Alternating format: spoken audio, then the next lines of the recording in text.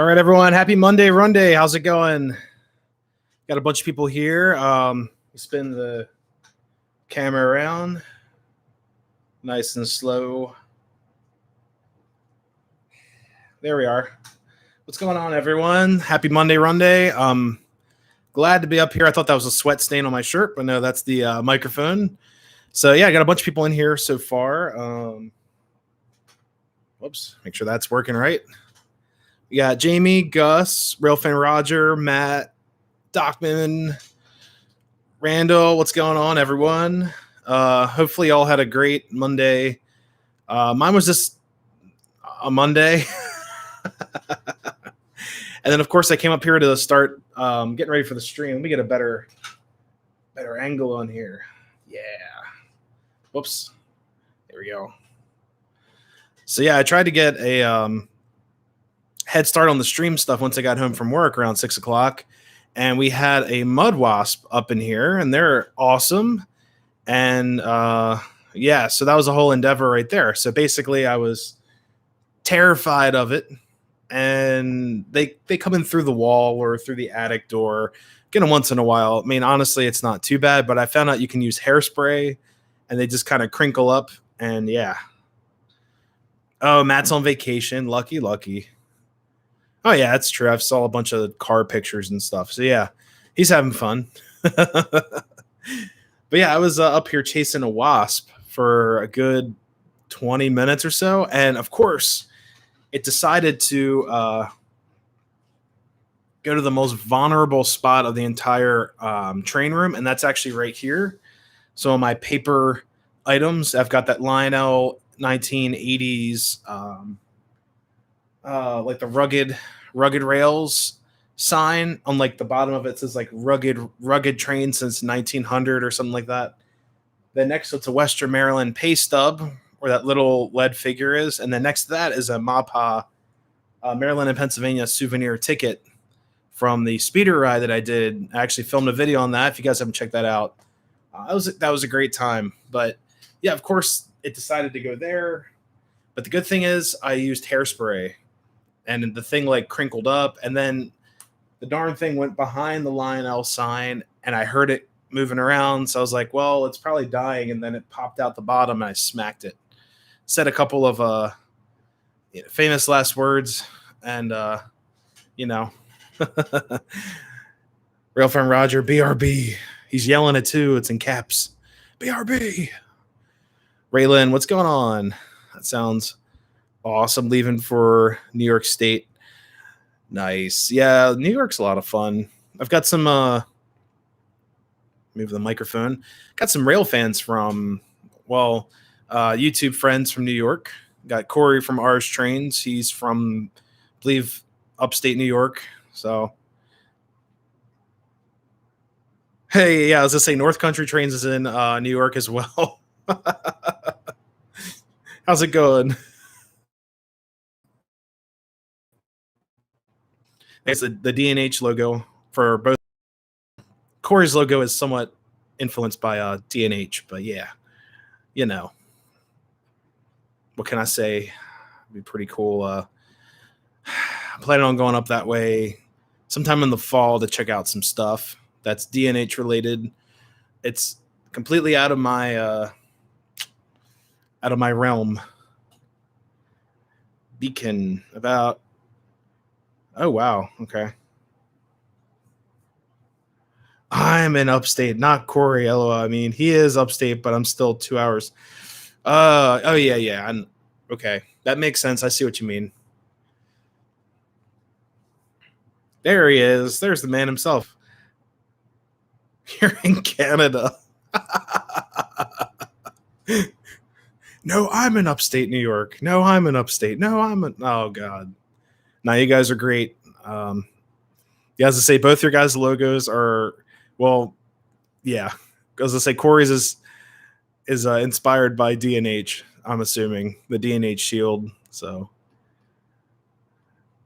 oh wow, Sleepy Hollow. Oh, dude, that's awesome. It's a wild time on my end. Insane. Oh man. Corey just burned me. Oh man, you two play nice. You hear? You hear? You guys were playing nice yesterday during Corey's stream.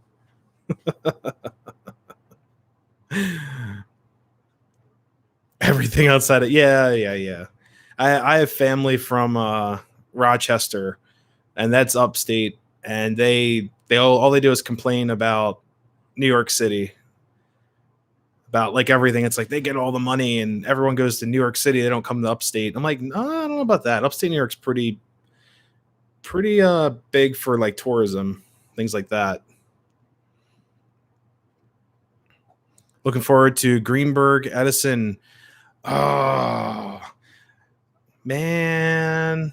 Yeah, Sean, I'll be at the Greenberg in Timonium, Maryland. Hopefully you catch that one too. It'd be cool to meet up. I don't think I'm going to do a table this time around just because of like I'm not sure what Maryland's going to require. I don't think they're going to do like a mask mandate or anything, but I'm just not sure. But I'll be at Greenberg for sure, whenever that is in October. But I'll also be at the Kutztown train meet in August.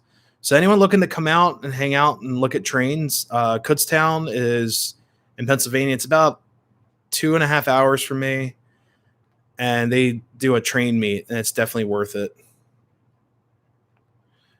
Greenberg in Maryland's kind of small. Oh no. Yeah, yeah. Depending, I think. Wait, you know what? Is it the Great Scale or is it a Greenberg? I'm not exactly sure. Albany, grew up in a small town. Boston, New York. Oh God. Nick, go to Springfield, Massachusetts for the Amherst. That's what I've heard. A lot of people did a show on Amherst. I think Sean did a video on that as well. Yeah. So yeah, mandatory mask, Greenberg, Edison. Yeah, unfortunately, I have to wear one at work now because I work in the city and they require it now. But it's whatever.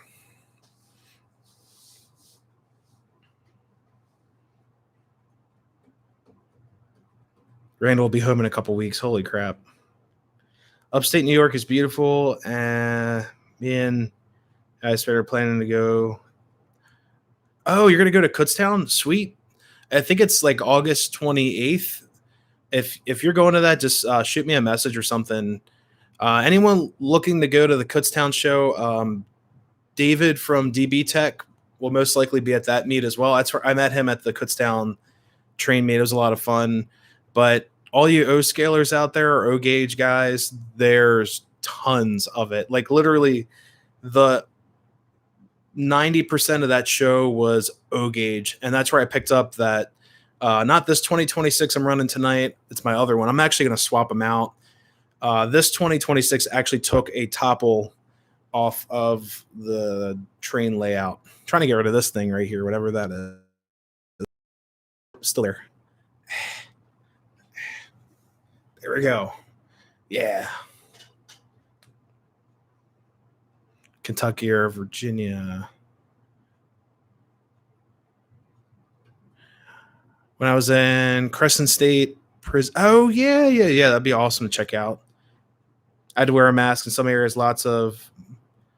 Yeah, actually, I wouldn't be wearing a mask because of I don't want to mention it on the channel. I'd mostly be wearing a mask for the mold and asbestos, mold, lead paint dust, things like that. That's why I'd be wearing a mask in that place, not so much for whatever's going on outside.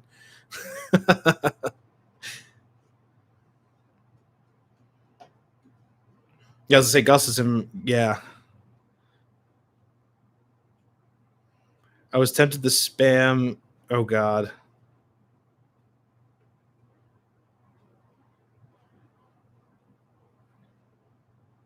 I was tempted to. Oh God, bridge home. Oh geez. I remember a guy I know who's still banned from that channel.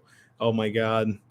Kutztown it's a public event on August. I think it's like August 28th. You got to look it up on the Kutztown. Just if you Google search Kutztown train meet, they have tons of stuff. like tons. They had some HO too because I was with RJ 78 Productions. He bought a bunch of HO stuff that was on sale, and then they ended up throwing a lot of stuff away at the end of the show. And we actually picked up a lot of free stuff, like scenery stuff. I got like bags and bags of coal. Whenever I get a coal elevator, I'm set. Like the little rubber beads that Lionel used to use, I'm sure they're like toxic. And then I've got like white sand powder stuff from Lifelike. I'm pretty sure it's like asbestos in a bag. So yeah, I was gonna say, Henry, it's a weekend or whenever you have to look it up. It's like it's the third weekend in August, but it's definitely a weekend.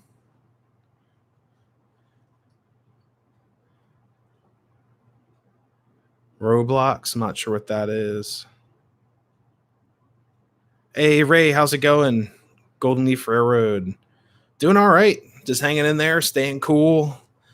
Trying not to sweat myself to death up here. It was an interesting, hot, interesting day. So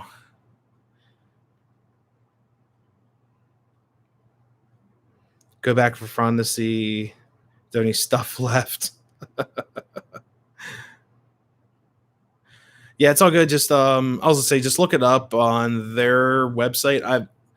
I might have gotten confused between last month and this month's, but yeah, Kutztown's definitely worth it. Anyone looking for like a really good deal on some O gauge stuff and even like HO, they've got tons of it, but it is a distance away from here. There's also like a farmer's market, things like that to check out. It's really cool. It was Tycho. It's not worth anything to me, or not worth anything for me. Oh no, not Tycho. Yeah, I had some Tycho stuff. Oh man, that was years ago.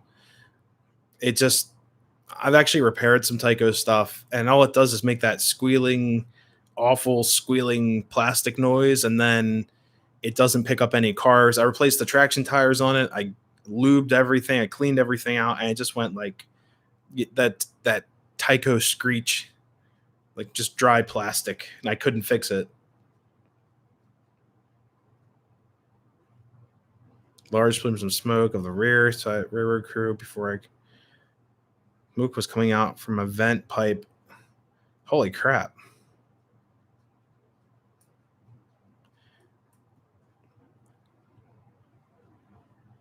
The Tycho probably runs better. It's crazy. Some of that older Tycho stuff, like RJ78, he's got a really old oh wait, it's not Tycho, it's Lifelike. I'm sorry. He's got a Lifelike engine that pulls like a million cars, and it's like a brick. Like a brick on wheels. I always wanted the Tycho train set that had the race through it. You had to miss the train. Oh god, that's so cool. It's like crisscross crash. My brother had that in the early 90s. He had it was literally like a figure eight. It was a clover, and in the middle had four, and then each time it would go through, it actually had a booster, and the bank turns were like on a man. It was like on a 50-degree angle. It was literally like sideways almost. I haven't seen those in a while. I saw one of those sets at a train show years ago, and I remember they were trying to like cross over the slot car guys to the train stuff, and I'm not sure how that worked out. I actually had a bunch of slot car stuff growing up. My dad had a bunch of like 70s or 80s slot car track that was yellow. It was like a barf yellow. Um, it was pretty gross. And then he had black, and the yellow was for like the crossover, like the cross pattern. And then the black was for like the straightaways. And then he had another track that the in and out would actually get really close to crash. It was basically just to add another level of competition. But I think we had the Jurassic Park. Yeah, it's Jurassic Park slot car set, and the T-Rex would actually come down and bite the car, and the car would actually explode in like half or something. It's pretty cool. I remember that stuff. We had the greatest toys. Like compared to nowadays, I look at the toys and like Walmart and stuff, and I'm like, dude, these are garbage. Like I got the end of the end of the deal. Randall, I kid you not, when I drove up to the trade, it literally looked like it was on fire, but it's just just steam coming from a vent pipe at the propane station. Oh, geez, that's pretty terrifying, though. I mean, propane's is dangerous.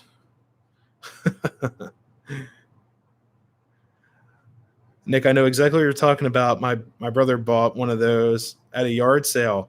Oh, that's so cool. My dad actually had a trash truck slot car. It was like lime green. I'm pretty sure it was either a Tyco or that's the only brand I could think of at the time. But he we used to race a trash truck, and then he had a couple like race cars. That all that stuff's probably in the basement still at my parents' place, or we threw it away. It was kind of nasty, and you had to keep the contacts really clean, and it just had these two little brushes that would touch the power, and it, they wouldn't work so well after a while.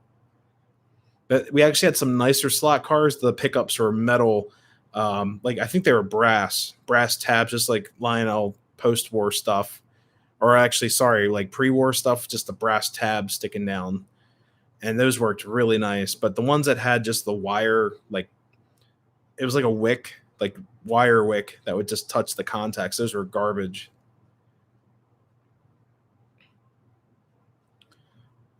Corey, we have to. There's a reason why I have to mod these days.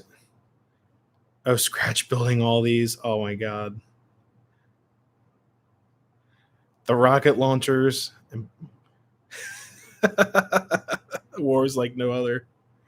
Oh my god, yeah, that's why I got the rocket up here. Actually, the guy at Kutztown, there's a parts guy. He sells these rockets in bulk. Like you can buy them. I think they're like $4 or $5 a piece.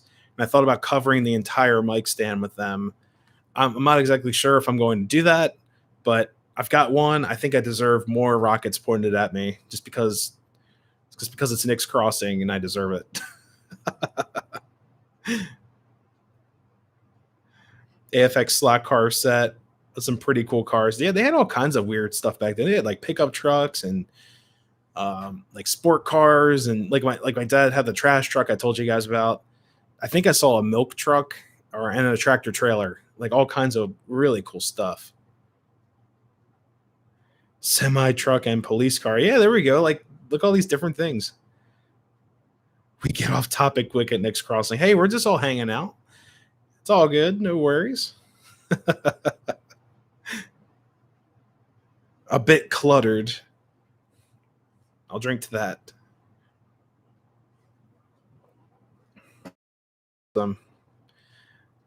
Split Rock, how's it going? And NHR Limit, how's it going as well? Henry said, not train related. Has anyone ever heard of Hot Rod Magazine? I'm sure some of these guys in here. We got some car guys here. I know Corey, Sean, Jamie. I know they're classic car people. Radar, how's it going? Happy Monday as well.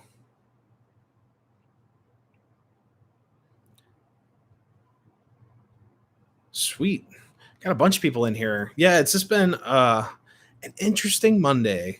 Like just like every other Monday, you know. For anyone who missed the opening spiel, I had to chase a wasp or a mud dabber, as they call them, around the studio here with the can of hairspray, and then I eventually just cracked them. So the coast or the area is secure. It's terrifying. Like I don't like bugs. Spiders I can deal with, but like flying things, nah, I'm good. There you go. Randall's a car guy too. There you go. NHR limit 8618 got a new horn. I'll have to check into that. There's like a really good video. Actually, I was at the I posted the video today by mistake. It actually got published automatically, but there's a video I'll be posting tomorrow at noon. And Yeah, send the link through our Facebook page. I'll love to check it out. Be really cool. We call them dirt daubers here. I guess up north we have mud, and then southwest you guys have dirt. Oh man. Muscle car 68 to 71. Yeah. I like some 50s cars, you know. I do like my 50s stuff. I think on my house, like Nikki's house is on the right on the layout.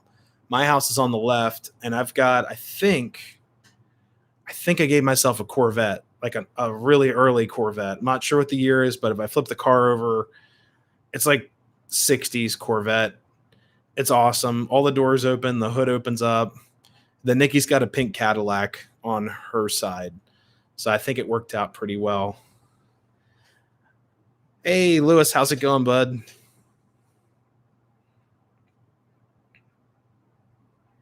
Yeah, Corey, classic and stylish when he sees it. Yeah, I agree. Corey's a classy guy. We all love Corey. That's why I love the DNH. Yeah, Railfan Rogers, like call them wasps or hornets. Yeah, yeah. They're so much fun. Yeah, they just come in through the wall, and it's like, holy crap! I got intruders up here. But the cat definitely went after the wasp, um, because my signal or not signal, oh my god, what is it? My rotating beacon, the lens is off, and she actually broke the light bulb in it. And then all of my trees up there are bent over, and then the clock, my Lionel clock in the back, the train was actually on the floor, that the part that's supposed to spin around. So she really went after that thing. I'm glad I didn't have any trains up on the top. And then she derailed all the trains that were in the tunnels. So you know.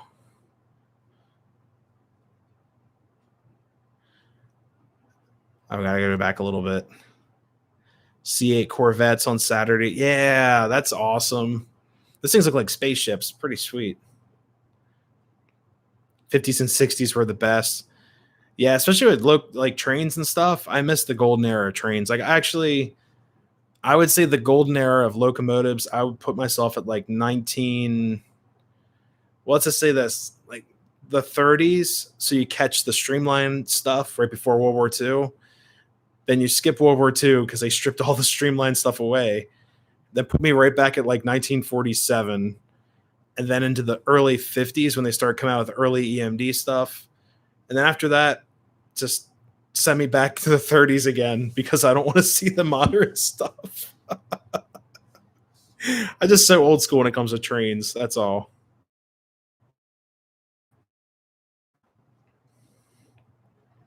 Ray the facts. Oh, I got a new four. Reading through some more comments. Yeah, Randall's afraid of Christine. I think they're remaking Christine, aren't they? Like I heard about that recently, that they're remaking that classic Stephen King novel, movie, narrative. Pretty sweet. I want to check it out. They actually remade. Well, there's been a bunch of remakes that they've made. So I'm not a huge fan of a lot of remakes, but some of them have been okay. Like Christine, I don't know how it's going to turn out, but yes, they're supposedly doing a remake of Christine. So I didn't see Pet Cemetery. I didn't see. Well, I did see the It movies. Apparently, there's supposed to be a third one of that. So I'm not exactly sure. Someone teleport me to the 50s. I wish I could. Excuse me. I wish I could. I would actually just walk to my local railroad and be like, "Oh my god, it's a main line. What is this doing here? This is insane." Because yeah, that was a main line. NCR was a main line back in the day. That would have been so cool to see. I would have seen like, well, if you put me back in the 20s, 30s, probably up until the 50s. Well, late 40s, because Pensy was pretty much on top of things with their motive power. But I would have seen like K4s down on the street down here. There's actually apparently in Parkton, Maryland, there was a K4 that crashed off an embankment into the river. I'm not sure when that happened, but there's a story published of that outside of Parkton. So they were running K4s on this line. Whenever you guys see the NCR videos on the channel, that's an original Pennsylvania Railroad line. So K4 is my favorite steam loco. Yeah, I mean, I'm in Pennsylvania. I gotta stay true, but it's one of my favorites just because it's just so interesting. Uh, Henry, the website, I just Googled like Kutztown train show or train meet. It should come up at the Kutztown Farmers Market or Farmers Antique Mart, but it's outside and everything. It's pretty cool. Christina's perfect. Don't ruin it. I like me some bluegrass and good country, but I also really dig ragtime, jazz, blues, and piano. Play all of it. Yeah, me too. That's You guys could probably tell that from my videos. Like sometimes I add a little country bluegrass twist, especially if it's like an old steam engine, things like that. Add a little bit of country. Yeah, Randall, I that's what I heard. I thought they were doing a remake of Christine. That's what I've heard. Yeah, Sean. Yeah, seriously, remake movies usually suck. Yeah, no, I agree with that. There's been some good ones, but like they remade Death Wish. Um, Death Wish is like one of my favorite Bronson movies or Bronson series of movies. They're really cheesy '80s movies, but I love all that stuff. And they remade the newer one with like Bruce Willis. That was awful compared to the '80s ones. Like in my opinion, I just thought they were bad. Like it was bad. It was a bad recreation of the movie. That's the best way to put it. Whoa, whoa, D&H Pacific's better than the K4. What? It all depends where you live. It's subjective. Yard limit. He saw the 611. Sweet. Hopefully that was fun. That definitely a really interesting locomotive to see in action, and hopefully you had a great time. Hopefully you got some great shots of it as well. Where is the Greenberg show? Said it was in New Jersey. Yep, there you go. He replied. Sorry, my comments are going all over the place. Dirty Harry movies were good. Yeah, I have to see those. I saw that some of them I think are on like I don't think they're on Netflix, but I saw I think one of them is on Netflix, but I'll have to check it out.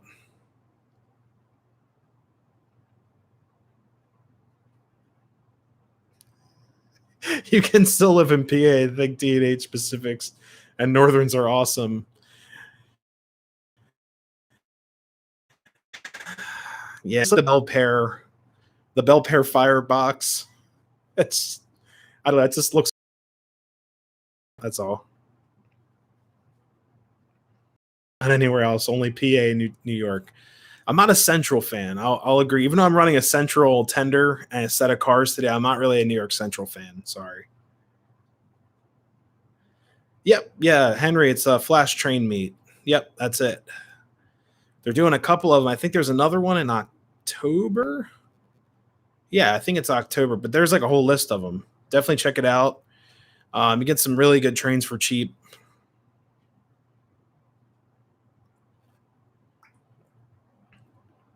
Almost out of coffee.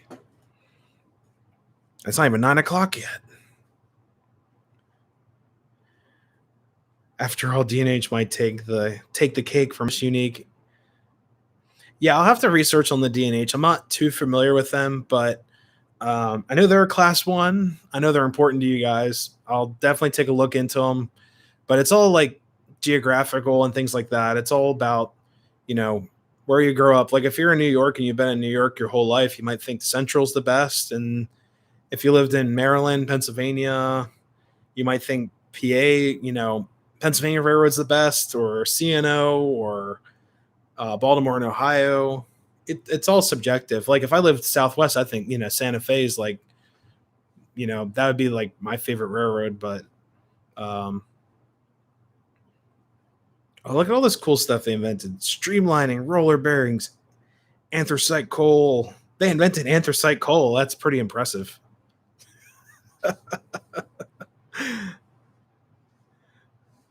First locomotive, the Sturbridge Lion.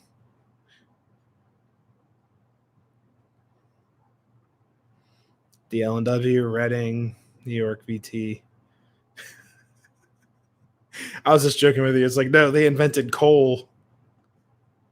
So now I see why you guys like them. They invented coal. Hey, Lewis, thank you so much for stopping by. Sorry, I missed the comment. It just popped through, but have a great night. Have a good day at work, or a good night at work.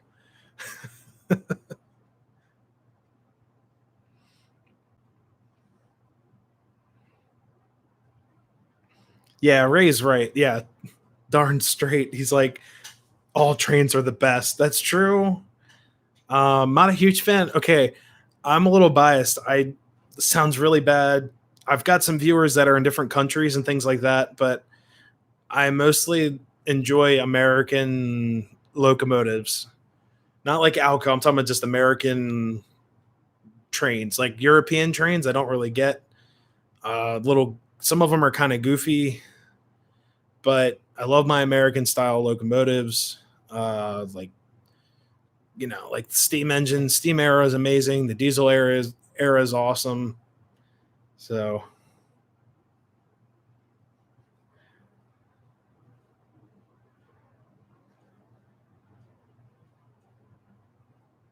oh God, saying B&O was the first railroad, DNH was the real first.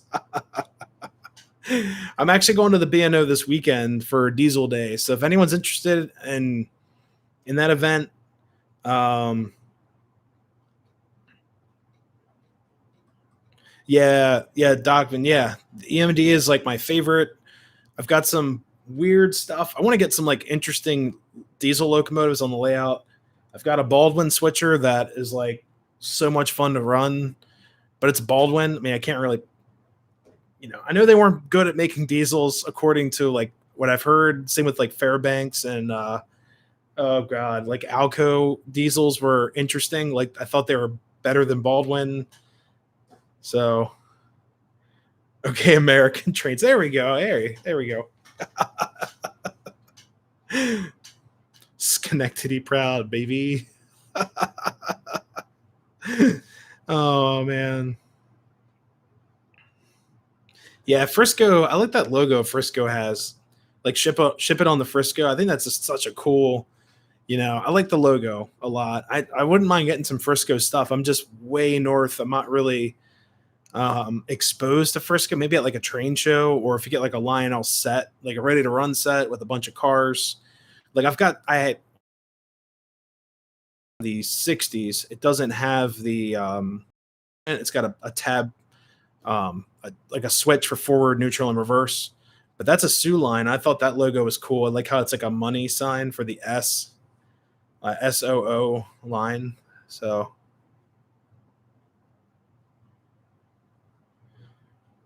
can't make it. We're expecting. Oh, that's awesome! Congratulations,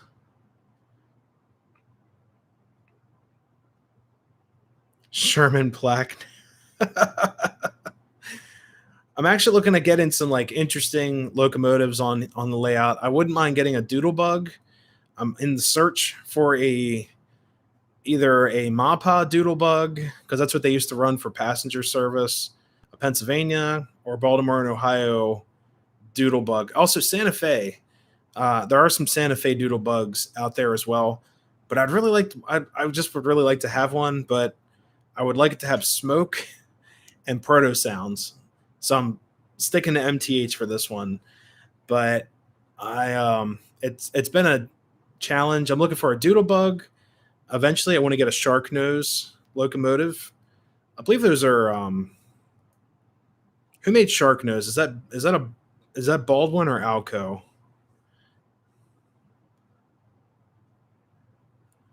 Cars, tanks, trains, ship engines. Yeah, that is true. Alcos were good locomotives. Were really the only builder that. Yeah, that it was their stiff competition.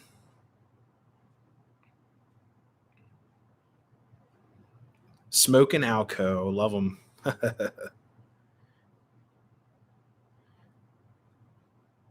Sharks or Baldwin. Okay.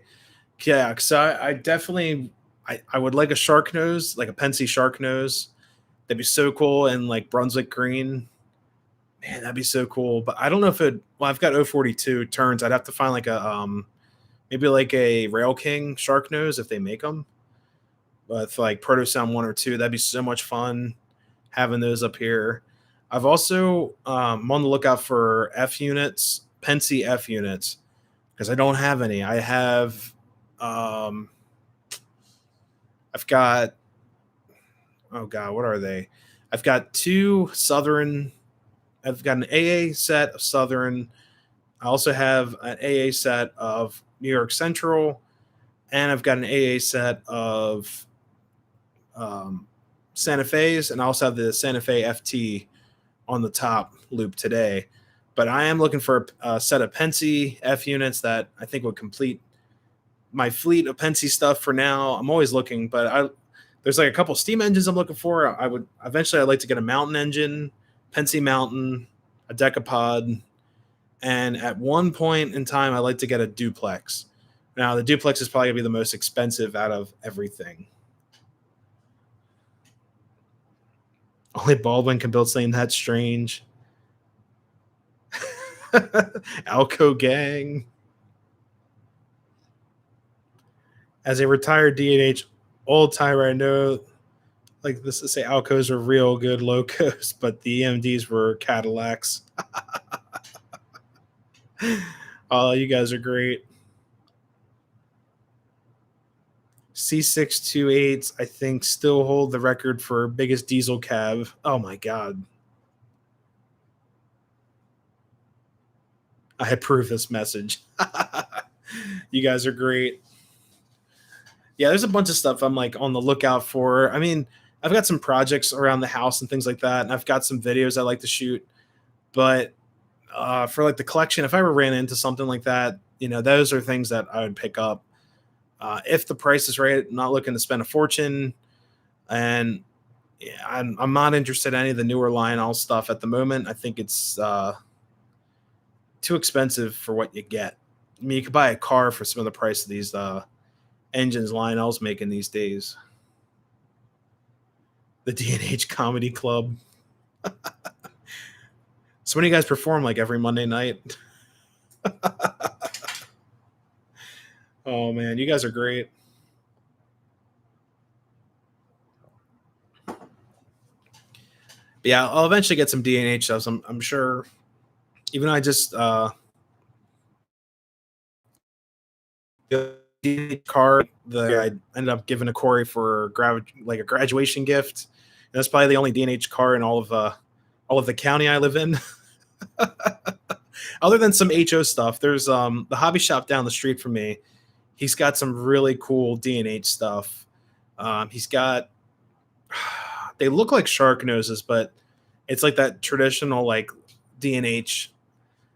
I don't even know what they are, honestly, but they're really cool looking. RS11 walked into a roundhouse and said, where's the Hudsons? Oh my god. If an RS11 could walk, I'd cry. That'd be terrifying. Probably put holes in the floor.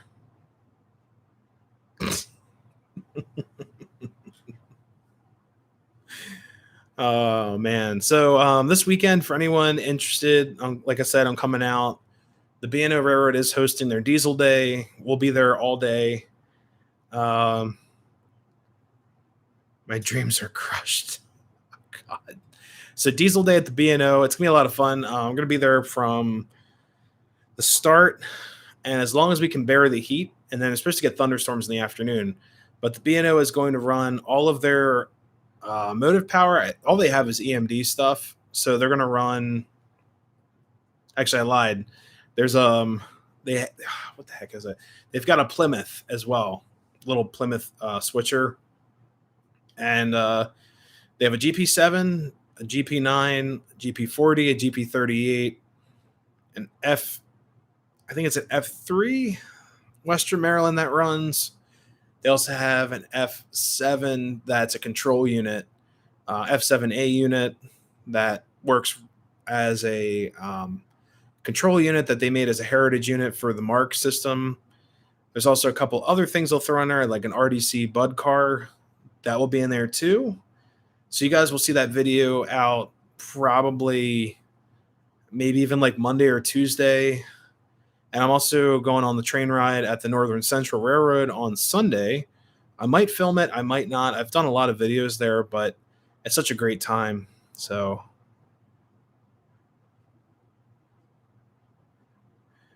yeah, Sean, same here at the NCR. They've got a Jeep 9 that's ex Pennsylvania. I don't know the original numbering, but it's an ex Pennsylvania Jeep that I get to see or actually, at least I get to hear it well, most weekends of the year. They've run the Jeep 9 down the street. Unfortunately, right now it's in a paint scheme fiasco because when it was with the Adirondack Scenic Railroad up in New York, they painted New York Central lightning stripes on her. So I don't know if they're going to keep the lightning stripes. I really hope they just get rid of those because it's New York Central and it's a Pennsylvania unit. But I don't know what's going to happen with that paint scheme. I'm a little vocal about it because it's like you don't really see a lot of Pennsylvania Jeeps running, and it's an original Pennsylvania Railroad line. So it's, unfortunate. Dan, what's up, man? How's it going? Let's see. Oh, SD9. Okay.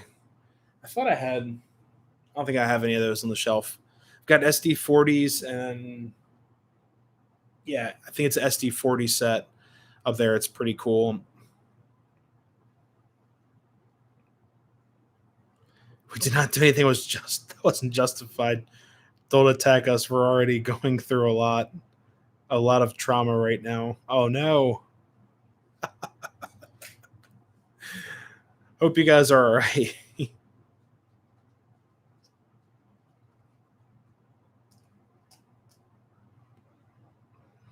Oh, good. You're on break. Hopefully, you'll get home like too late. I mean, it's almost what is it like 9 o'clock right now? Yeah. I've never worked nights before. I worked a job that the store closed at 9. I get home at like almost 10 o'clock every night. That was a lot of fun.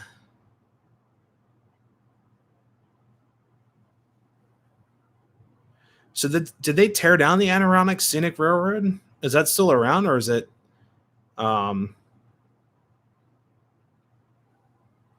like did they tear that up? Is it like defunct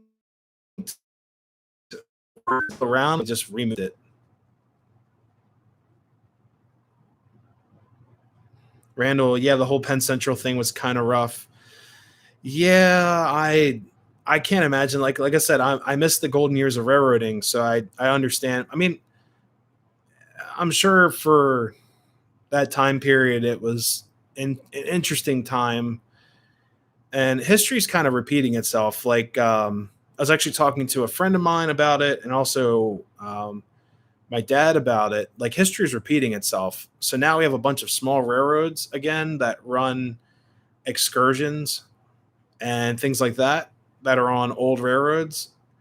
And now there's big railroads, and some of them it's like they want to reunite some of these older railroad lines that they tore up or whatever and rebuild new ones. It's kind of like history repeating itself. And also a great point is like the Purple Line in Maryland that was called the Georgetown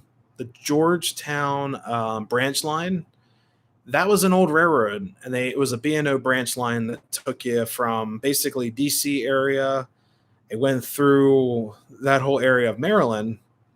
So the Purple Line is now the old branch line is a bike trail, and they're going to remove the bike trail, push it over, and then build the Purple Line, which is a commuter route. So it's kind of like history's repeating itself again because they're literally building a railroad where they just tore one up probably like 20 years ago or so. So it's pretty funny how that is. Don't like nights. I'm off at 7 a.m. Holy crap. That's when I wake up for work. Phew. It still exists between Utica, Tupper Lake. Oh, it's being torn up. Holy crap. That's awful. I grew up seeing Conrail. I like the blue. Yeah, unfortunately, I missed that. Like, I missed Conrail. I missed all the fun stuff before we got like the what's it, like 7 class ones in the United States. So published an article on the blog about it. Just search Adironic Scenic Rails to Trails. Oh no, not Rails to Trails. Those always make me like upset, like depressed. Yeah, Sean's like Conrail 100%. Awesome. Rail fan Kimball, what's going on? Thank you so much for the sub. Welcome to welcome to the stream. We're gonna run trains in a little bit. But yeah, thank you so much for the sub. I think you're lucky number 470. So yeah, welcome to the channel. Thank you so much. There's rails where I'm at, old PRR line. Yeah, same with the NCR. Other than they left the rail line for excursions, which is awesome. I love my NCR railroad, but there is a trail that you can take from Cockeysville, Maryland, all the way up to. Well, actually, there's the Northeast Extension Trail now too. I'm not sure where that takes you though. I know it's a rails to trails, but it goes through York. You actually, I think you have to bike in the city of York a little bit. Then it says like Northeast Extension that actually goes parallel to a live railroad that's still around today. I don't know if it's York Rail or another railroad, but yeah, I'm not sure. I'll have to look into it. But the trail is huge. I think it might be like 40 or 50 miles of trail.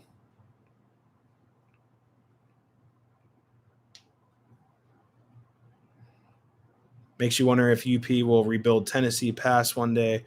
Yeah, a lot of these railroads, like if they pass this infrastructure thing, if it helps the railroads, they might end up building or rebuilding a lot of railroads that were torn up years ago.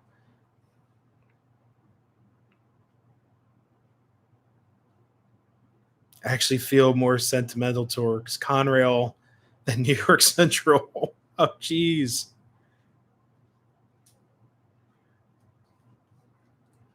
Oh, wow. Jenner's wanting to release my anger from seeing. Yeah, I hate seeing stuff being torn up, like railroads and stuff like that. It's so sad. Like, it's so depressing. Even like when I go to railroad museums, I end up getting a little bit of a depression spell. Just because these engines, like mostly steam engines and like classic diesels, get a little bent out of shape about that. I understand like you can't everything, but some of the museums, they just don't have a lot of money to preserve or cover up some of these locomotives, and it's kind of upset. Only a few years ago, I was riding those rails; they're now gone. Terry's Trains Down Under has moved to Rumble. Hey, welcome. You moved to Rumble, but you're on YouTube. But welcome so much to the stream. We're gonna stay on YouTube as long as we can. But yeah, I've heard about Rumble before. But yes, welcome to the channel. I guess you're in the future, right? I forgot how Australia works, but welcome to the channel. I've never been to Australia. It's definitely on the list of places to go.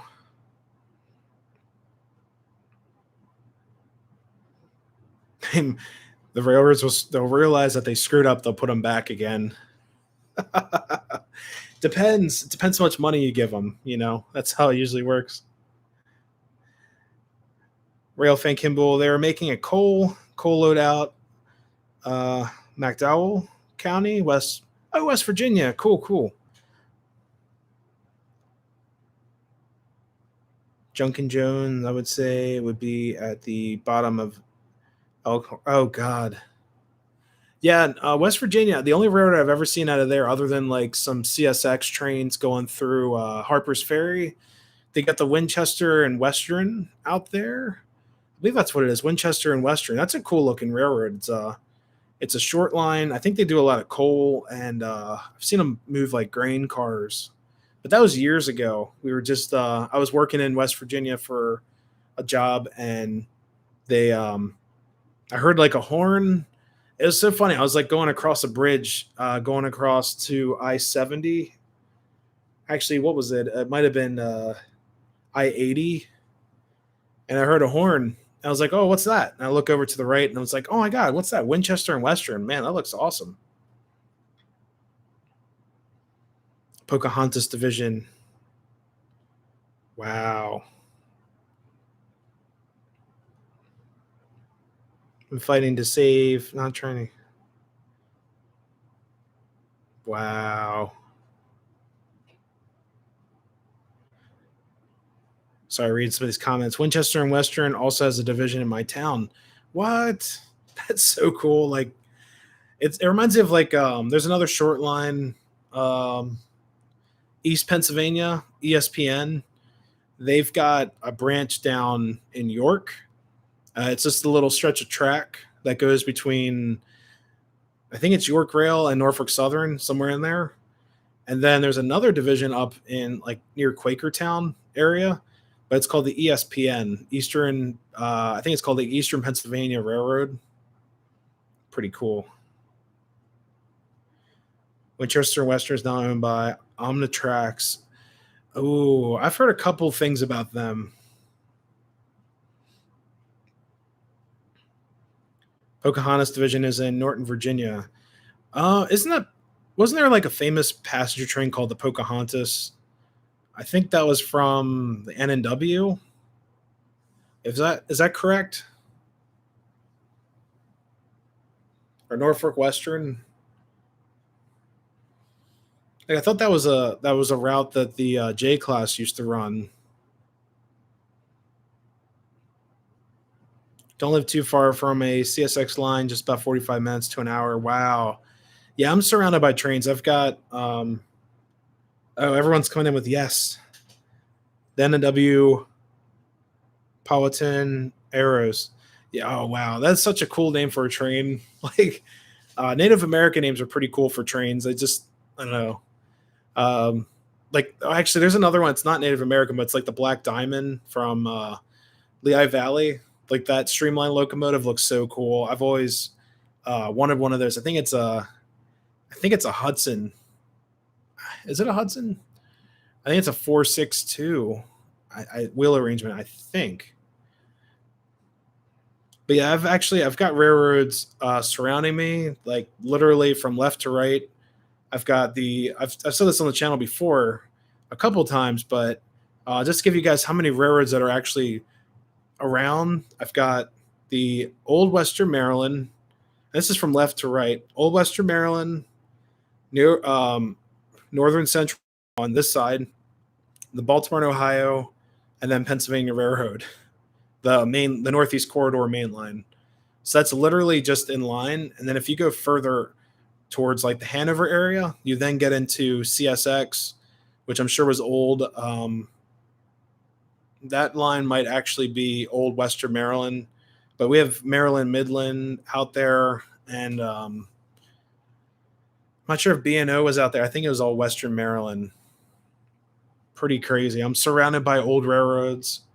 Only a handful of them are still running. Like Western Maryland, Maryland Midland still runs, and well, NCR is technically still running with the excursions, but then the B&O line is now CSX main line to I believe to New Jersey, and well, Philadelphia, New Jersey, and then the Northeast Corridor. You guys know all about that, I'm sure. Still runs Amtrak and Norfolk Southern. Read somewhere that the government might step in, either force NS and UP to end PSR or make substantial changes to it. I'm not a fan of PSR at all. Like I know some guys, and I don't know. I just see the effects of it where I work and stuff. I'll get into that in a little bit. Winchester Western. I regret not seeing that when I was in West Virginia. Yeah, I think they're near the border, like near Charlestown, stuff like that, in that area. They bought a Y6B by my house 5 years ago, apart from the same locomotive. NW2156. Wow, I'll have to check into that. Country Home West Virginia. Has anyone ever heard of that? Oh yeah, of course. Oh god, you got North Country singing over here.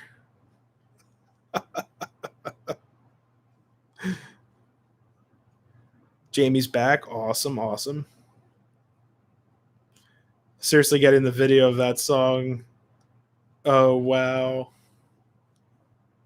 You guys are gonna have a sing along. Get the well, I'm not monetized yet. I need a couple more subscribers and a couple more watch hours. But if I'd play the song, the stream would get demonetized and all that good stuff. It's a copyrighted song. Getting all kinds of YouTube in trouble up in here. But it's a good song. I agree. It's a classic song.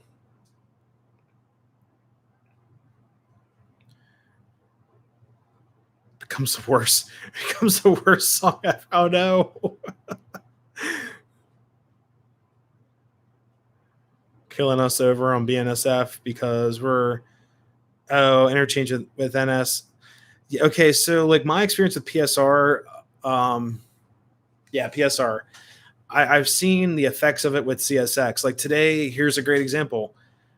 My well, I've done some shorts from there, but from a local railroad near my work at CSX, and today they actually ran 6 power units. Actually, sorry, it was 7 power units just for a short little train. Okay, I get that. You know, they're probably just moving them. But then the next train that we had today was actually so long it blocked traffic for about 35 minutes. And it's on an old B&O main line. And if you guys have ever been to Baltimore, there's the B&O main line that actually goes parallel to Mount Clair Station or the Roundhouse. It's why the train can't go up that far because it turns into a live railroad.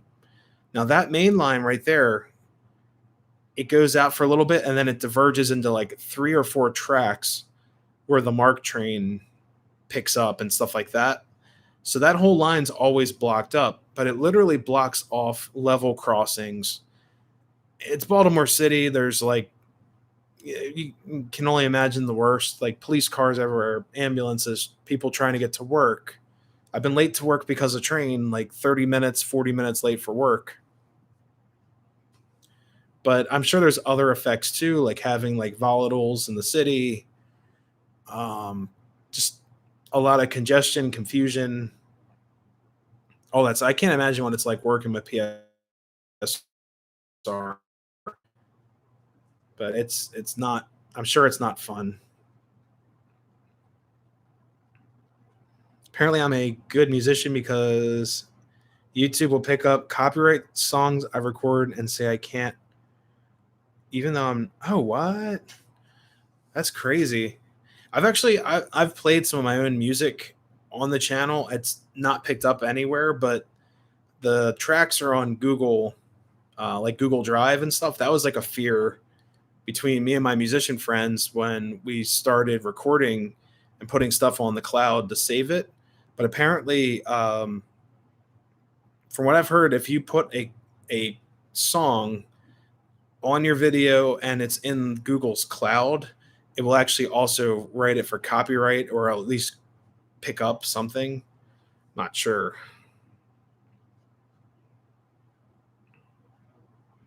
PSR, they said it would be good, but no. Yeah, I agree. Yeah, I think it's just really meant to cut corners, unfortunately, and cut costs and run longer trains. And like I said, they're running long trains through Baltimore City. The rails and the infrastructure is not meant to hold up to that. It's old school railroad, you know. Especially that tunnel they always talk about, like um, Seats in Washington talk about all the time, like the Howard Street Tunnel. You can't do anything about it. The CSX goes underground in Baltimore City, and it has for like 100 years, if not longer. And there's no easy way to fix it because it literally goes under the city. They've had so many issues with that too, but it's just crazy.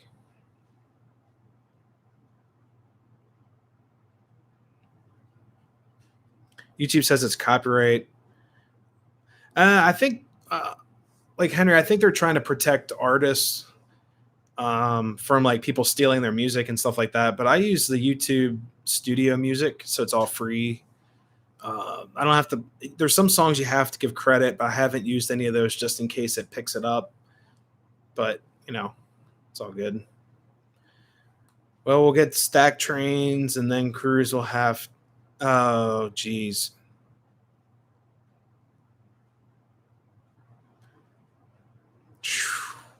That's unfortunate. Yeah, it's going to change, but let's run some trains that do not run on PSR on this layout. I've got a couple short freight trains. I got a 4-car passenger train. I'll show you guys. I'll spin you around.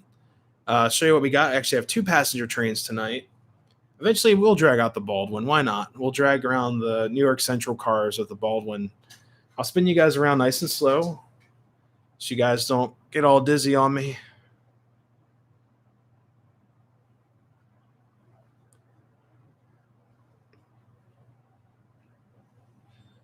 Trains are wrecking under the I-77 bridge, double stack. Ooh. All right, so up on top tonight, we've got a beautiful Santa Fe FT. It's from like the early 2000s, and it's got a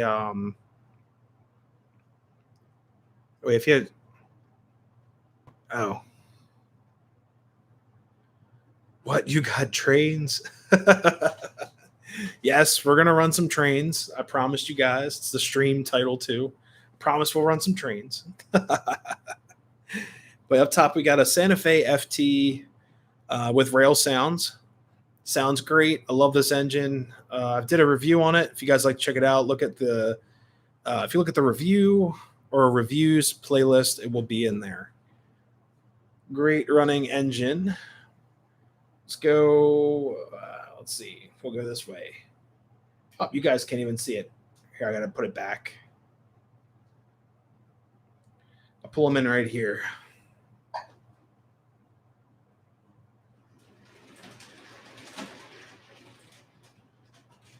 Oops. All right. Let me move it back a little bit. Try to get it in frame. Whoa. All right. I got my Southern Pacific F units on the track. These are from Williams. They run really smooth, nice and quiet, and they're a lot of fun. Don't really take a lot of power, but they do fly a lot.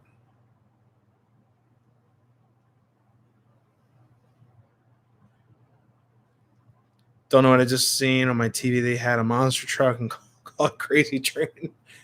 Sweet. I'll move you guys back for this next one. So it's over there somewhere, right?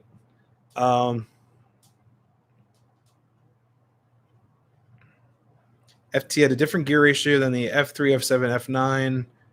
FT could not be. Oh. Re-geared their FT logos. Oh, geez. That's pretty crazy. Move this guy back.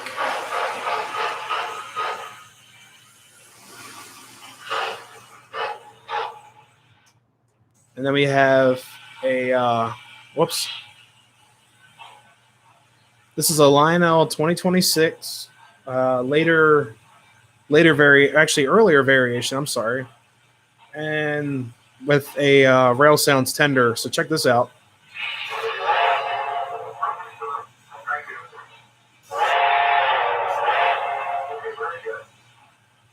This is what crew talk should sound like, in my opinion.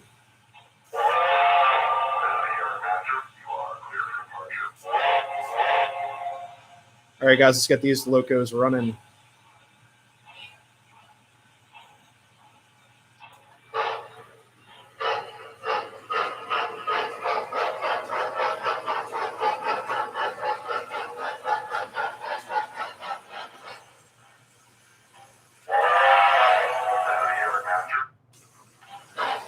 Whoops, going the wrong way. There we go.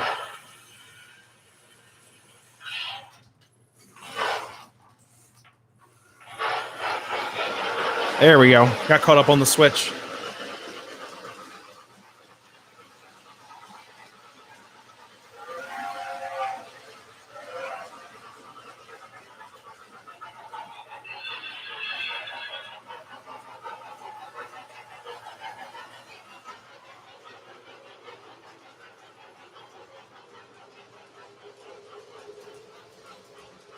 All right, guys, it's gonna get loud.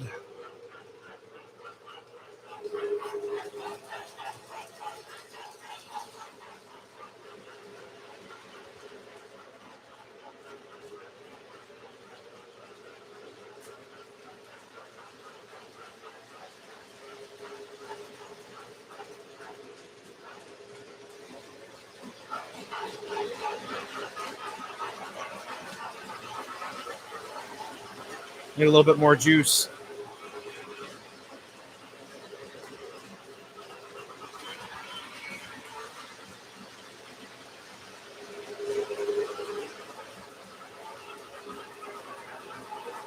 Henry, I've got some pre-war stuff that's pretty old. Maybe I'll end up doing a pre-war day one of these days.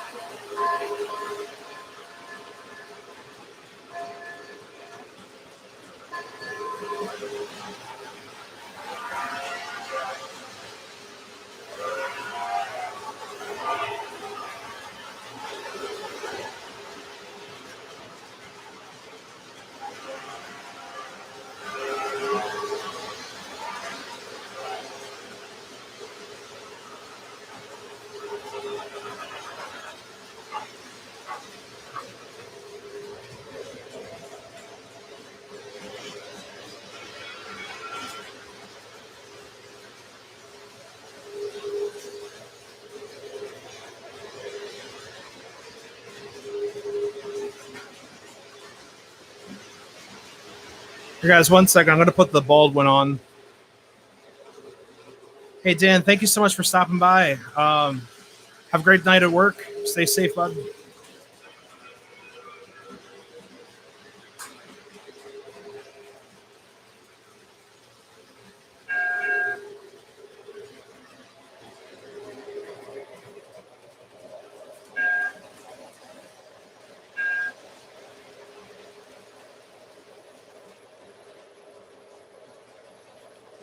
You get nervous with the train on top. Oh, no. Nah, she's perfectly fine.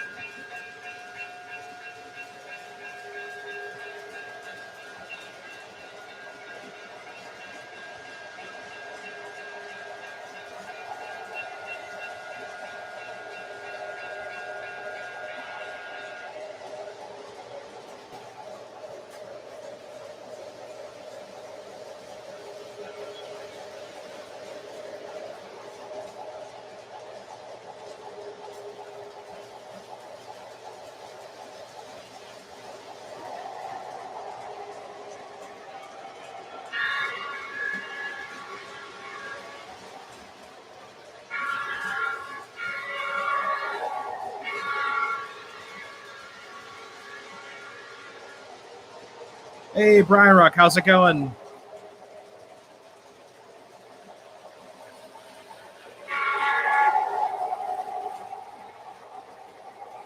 Say, when in doubt, just get your 027 cars pulled by a scale engine. It always works out.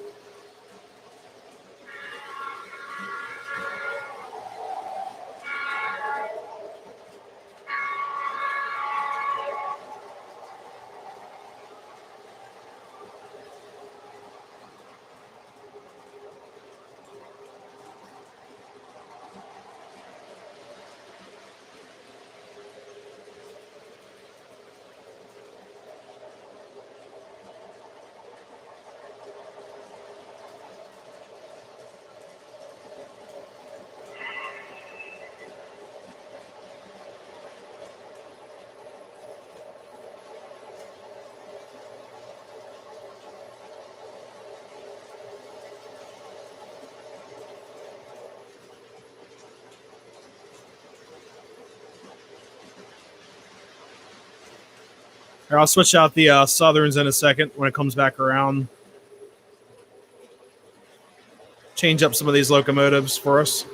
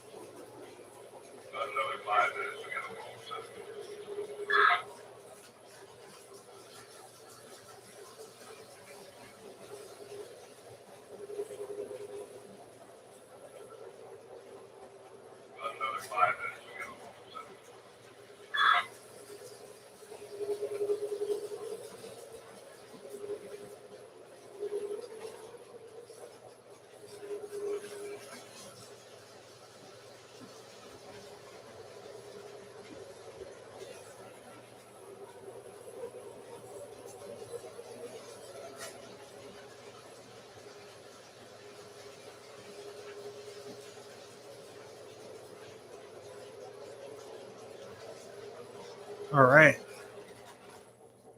Uh-oh. Santa Fe shorted out upstairs. Whoops. Wrong way. There we go.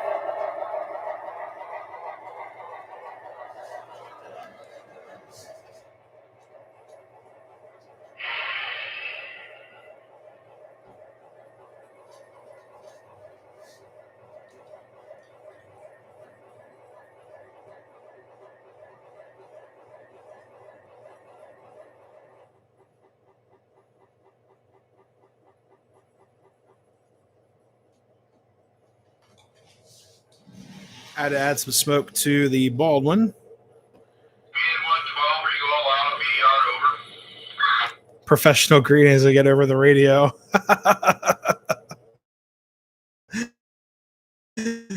Yeah, this is a classic Proto Sound 1 crew talk.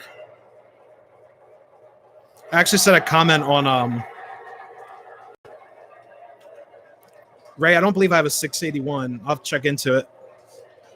But I actually wrote a comment on the Lionel stream today. I think it was like demos with Dave. And I said like the crew talk that's like kind of cheesy. And his reply was, well, then you don't have to use it. And I was just like, well, the crew talk sucks.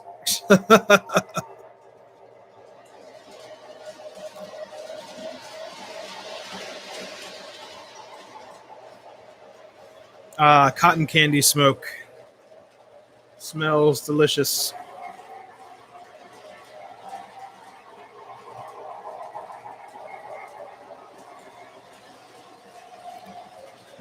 Send a 440 to the rescue. Hey, Edward, how's it going, bud?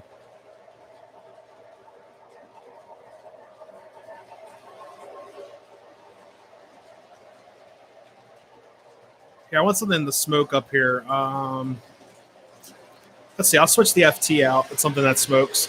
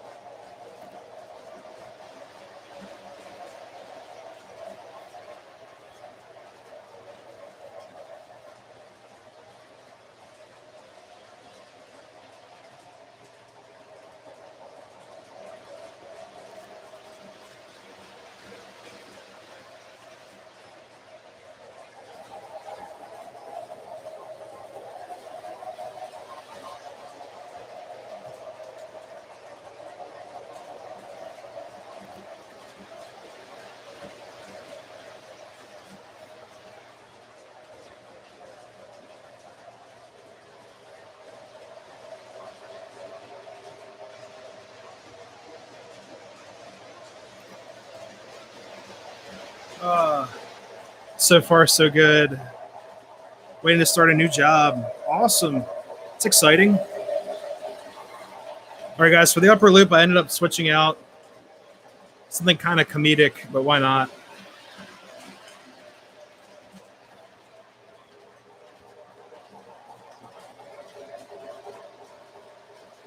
Hopefully, you guys will get a hoot out of this.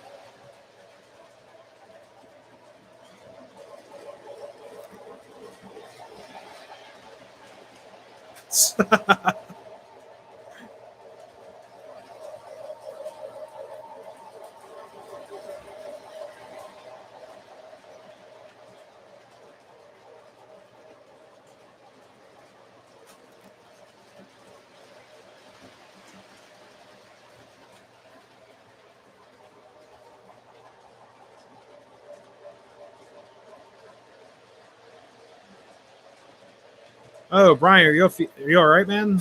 See you getting over the virus. Holy crap! You know, that's a Roger. That's a ugly duckling.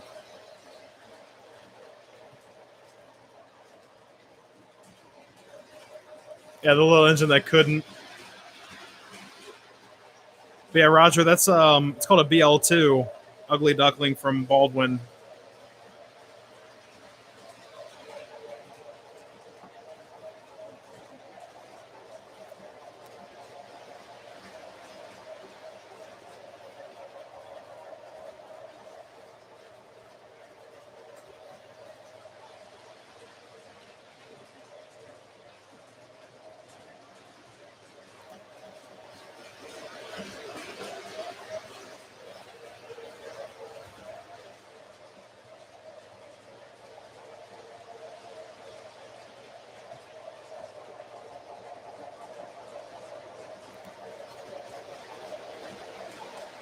I got something else we can run up there.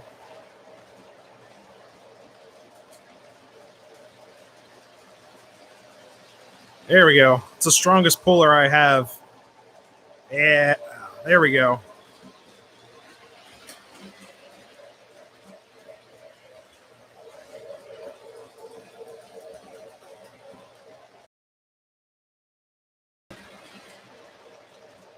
Yes. Oh my god, that's great. I put my Plymouth up top just for fun.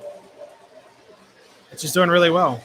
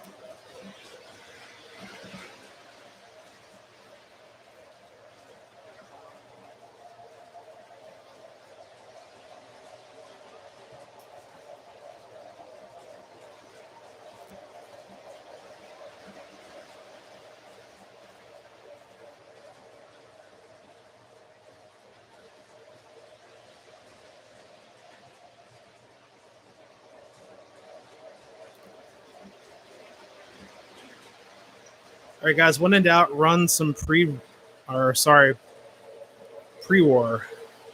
Brian Rock, can someone please pray for my mom, dad, sister, and myself? Yes, yeah, man, will do. Holy crap! Hopefully hopefully you get better soon.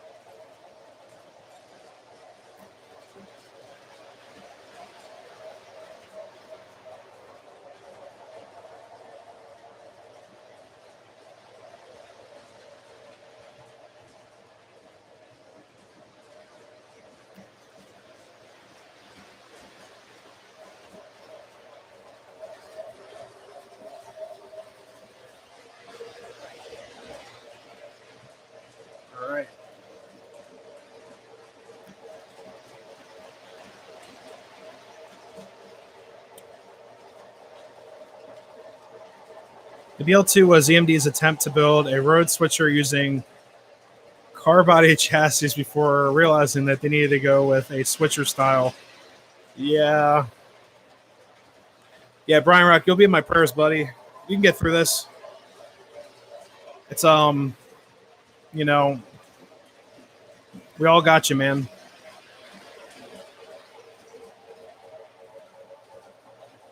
Yeah, it has been an interesting,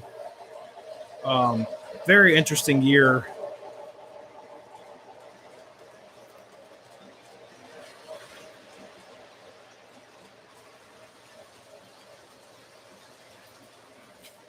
Whoa. Did you guys catch that? Oh. My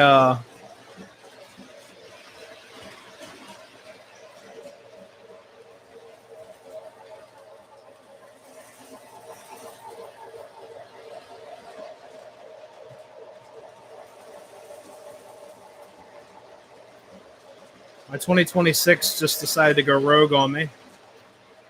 That's nice.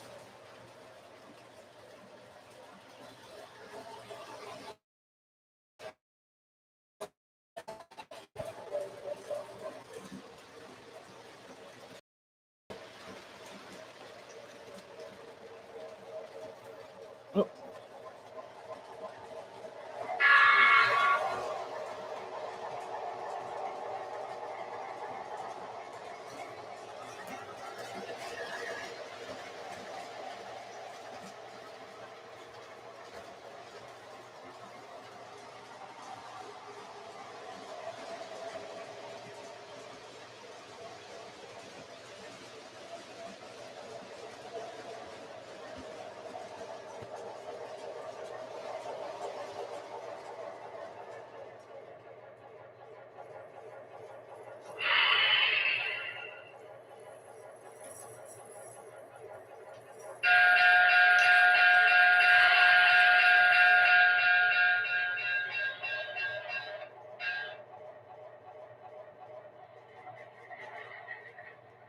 Shoo.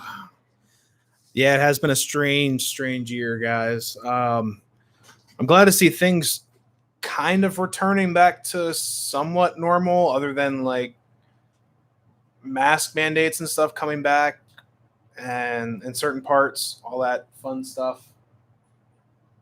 Whoops. Oh. You spin you all around. There we are. Yeah, a couple weird things happened. So the 2025 rejected its tender, went all the way around the track. I got it to push itself back so I could grab it. It's doing all right now. Yeah, I 2020 was not a good year for a lot of people. I mean, it was an interesting year for me. I ended up moving out and things like that. But once we did move in, we couldn't do a whole lot of stuff outside, and um, it's just been a weird year. 2021 is. It, I thought it was going to improve and things like that. I'm just not exactly sure what's going on, but a lot of things are open. Um, it's just been really crazy out there. Oh, I was going to say, what was that? Like one of the transformer knobs weren't turned all the way down. I'm actually thinking about. I don't know if I'm going to hold on to the ZW on the layout for right now. I might switch it out to be the other transformer I had, which is that MRC power, the MRC dual. I might put that back on the layout. I'm not exactly sure yet, but I'm having some issues with my ZW, mostly with the what is it? The circuit breaker in my ZW is kind of acting up, so I may end up swapping that out before next week. Not sure yet. I might do that this weekend, but then I needed a third transformer to operate the upper line, so all kinds of things. I might try to find a single MRC transformer if I can find one. It'd be kind of crazy, but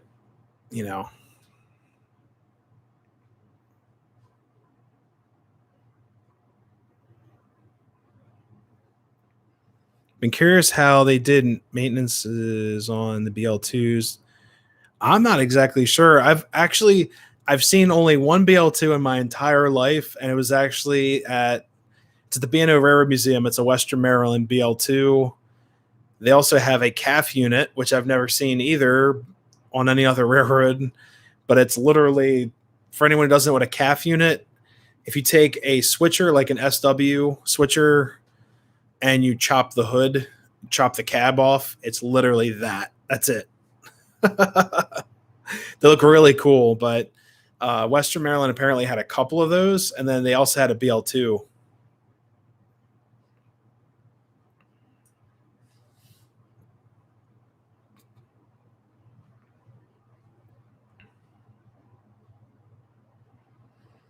I have external circuit breakers on my ZW. That might be something I have to look into because these are sticking. And according to one of my good train friends who runs a local hobby shop, he said that ZWs usually trip fast. And I said, mine's tripping slow. And I bought it from him. It was on consignment. He's like, hey, take it. I got it from him during a snowstorm right before Christmas this year. And he was like, look, $100, take it. It's yours. It runs great. It heats up like a son of a gun, but it powers everything until I get a short, and it completely shuts down. It's like, no, I'm not doing it. So that's the only downside to the ZW. But other than that, it's a great running transformer. Hennings Trains has them. I'll have to look into that. The other option was actually to build like my own console type of thing, but that's a lot of work. Um, yeah, I'm also getting fed up of having like I don't have a bell button. I know it sounds so stupid. I don't have a bell button. And then yes, I know I can get the whistle button and wire it in reverse to have the bell, but I need to come up with like a console table to mount all this stuff in. So it's like sitting in a desk. Because right now I have the box. And I think we talked a little bit about this last week. I wanted to eventually create a console style setup. So I have the buttons for the horn and bell on a panel, things like that. I know how to wire them up. It's pretty easy. Like I can get a bunch of old school um, I forgot what they're called, but I can get a bunch of those old school whistle bell buttons and wire them in reverse to have a toggle. I've done stuff like that before. Like you wire an X pattern on the back so it reverses the polarity. But it's all in due time, you know. Hey, North Country Trains, thank you so much for stopping by. Always great talking to you. Have a great week. I'm sure I'll see you around in some other streams. I think Heath Humanity City Junction stream's going on right now. He moved his stream time back from what I heard to I believe 9:30. So he's been going at it for about a half hour now. Yeah. So yeah, Heath moved his, and the only thing is if his stream, like I know a lot of you guys watch his channel as well. Like I love his channel. Um, if it conflicts a lot, like people are going back and forth, things like that, I might actually move the stream to Fridays, but I'm not sure because I like Monday-Runday. Fridays, like sometimes I have day trips planned, things like that, after work or take off of work. Real fan Rogers a trooper. He's been here since. It's like I've been here since it started. It's like Nick, I don't know what you're talking about. Whoa! Almost dropped a screwdriver on the ground. But yeah, I think he moved his stream back just for convenience. And we're good friends too. It wasn't like it's like I'll show Nick. But no, Heath's a great guy. Heath is a great guy. So if you guys haven't checked out his channel, check it out. He runs all kinds of stuff, mostly like micro trains. And I don't mean that by the brand. I mean like N scale, HO, Z scale. He did set up a G scale layout or G scale set up in his living room, and he got in trouble from that. So pretty funny. I'll be in Pennsylvania when I get back to Maryland. But yeah, I'm trying to get Heath down here to see Strasbourg. I'll show him around Strasbourg. I've been going there for such a long time. So Heath got work this week. Oh, what? That's awesome. That might have been why he moved the stream back as well. Yeah, I'll have to see what's going on, but he moved the stream back, which is totally cool. Brian Rock. What's the name of that channel? It's Humanity City Junction. It's spelled kind of awkwardly, but if you what's the best way? Because I know he spells it backwards with some caricatures and things. I'll show you what it looks like. Or if someone can put the link in there. Either one of my mods might be able to do that. Let's see. He might be on. He's probably live right now, honestly. Let's see.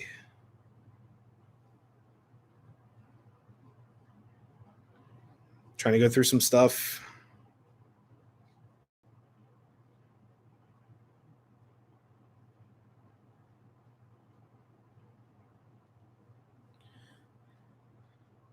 There you go. Thank you, Nikki. It's easy to find on YouTube. Yeah, his channel's doing really well. I'm really happy for him. He started YouTube actually not too long ago, and I already subscribed. I was gonna say I thought I saw you in there a couple times, but usually I'm in there on Fridays. I'm actually a mod on his channel, but on Fridays he runs his open stream, so you can join in and like collaborate and things like that. So I used to be in there every Friday, but with work and stuff cracking down on like breaks and stuff, it's been really difficult to get in there and you know, collaborate and run some trains. But yeah, unfortunately, like I'm only working from home one day a week. I picked Fridays. It was how the schedule worked, but it's always been so much fun joining in, doing some stuff. Yeah, it is a lot of fun joining in on Fridays.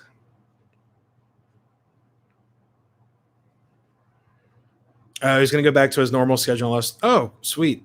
Okay. Yeah, I might be in there on Friday. Like I said, I might run some trains up here. He has to mute me because these trains are so loud. And he always says, like, he's like, oh, scale is so loud. I'm like, yeah, I know. I love O scale. But yeah, he's a good guy. Like I met him at the Northlands meetup, which I would like to get back there to Northlands to film again. It was a lot of fun. That whole facility was like insane. It was like someone's like brain exploded, trains everywhere. Literally just the craziest exhibits, things like that. But yeah, I want to get back to Northlands one of these days, bring a bunch of people, hang out. Yes, Northlands. It was crazy. Like I'm not an HO scale. Like I'm not against HO at all. It's just I mostly run O gauge stuff, and most of Northlands is, excuse me, it's HO. Excuse me. 5 minutes till 10. Oh no. Man, Northlands is awesome. I had a great time. He did his live stream there. It was so much fun. Lionel HO. There's a ton of Lionel HO stuff at Strasbourg's train shop. It was really expensive. I mean, I'm not surprised. Grab a drink of water.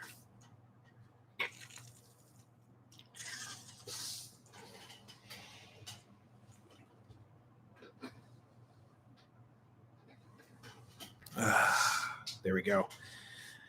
I actually saw a bunch of like really old Lionel HO at a train show. They wanted like several $100s for the set, and it was really cool. I think it was it looked like a miniature Berkshire, and they said it was from the 1960s or 50s, if that sounds about right.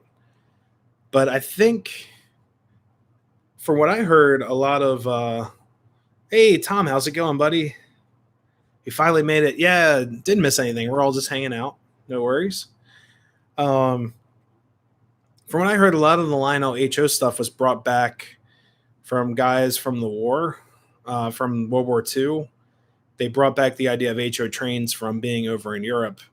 Like, yeah, trains like Markland, things like that. And I think that's how G scale was also slowly brought over, or garden scale, slowly brought over from Europe. I That's what I've heard. I'm not sure if that's true or not, but from what I heard, like HO or double O scale has been more popular overseas, and they brought it back after the war. And then Lionel started like making a really selective amount of HO, and then nowadays they're making all kinds of HO stuff. I'm not sure of the quality. I can't stand behind like modern Lionel stuff. I think a lot of it's kind of above par. Because if you're below par, it means you're doing good, and if you're above par, it means you're doing bad. Never understood that saying. It doesn't make any sense. Okay, HO and 9. Sweet. Okay. Yeah, double O. Sam's Trains over there. His channel is huge. It's a UK channel, but yeah, Sam's Trains. I used to watch his channel religiously because he used to do all kinds of stuff. But he runs double O. He's got some regular HO stuff, and then he's got O scale, like English O scale, which is like it looks like G scale. It's 2 rail, runs off DC. They like their DC trains over there. I like my AC trains. They're a lot more fun, a lot more sparks, sparks and ozone and fires and stuff compared to little DC, little baby DC motors. But yeah, I love all trains. Honestly, you guys have seen me run N scale on this channel. Um, if it has wheels and track, I'll run it. I promise.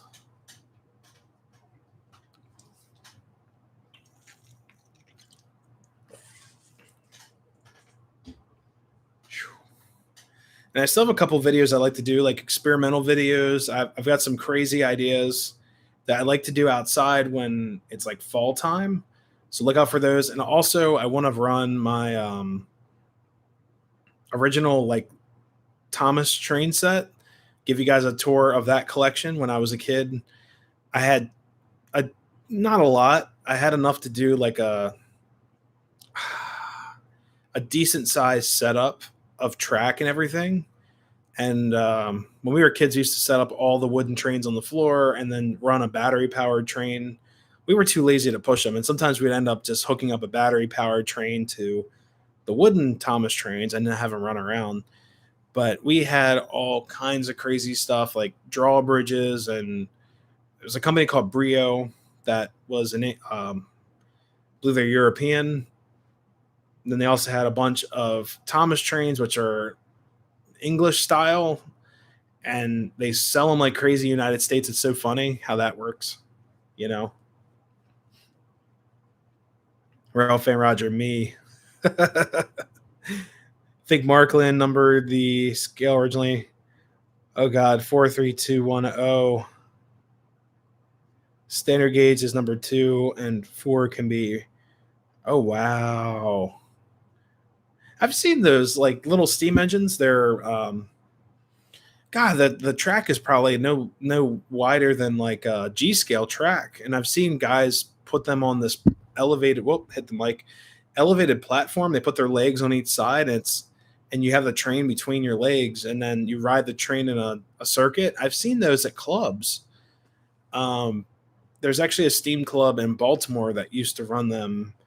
It's Leakin Park. I forgot the name of the railroad club, but I know it's in Leakin Park. But they actually had a couple of those circuits, and then they run the what's it, 6-inch gauge, or it's either 6 or 1 foot gauge trains.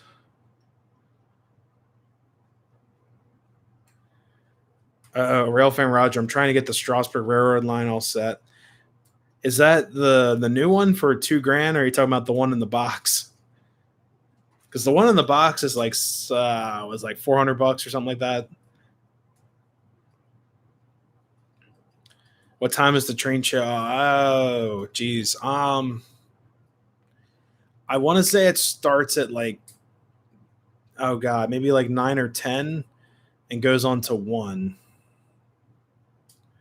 Oh, the 90 passenger set. Okay. Yeah, be careful with some of those Lionel engines, like the 080. It's either the 010 or the 080 passenger sets. Those engines can be kind of problematic. Just be careful with those.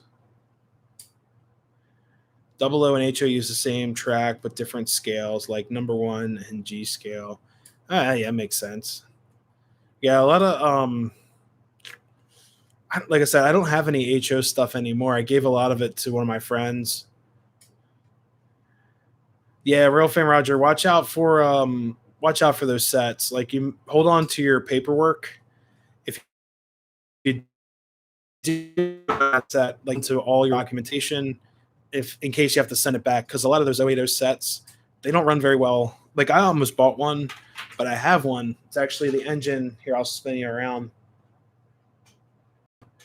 My 08 engine, 080, is actually right here, and the tender is so light it topples off the track.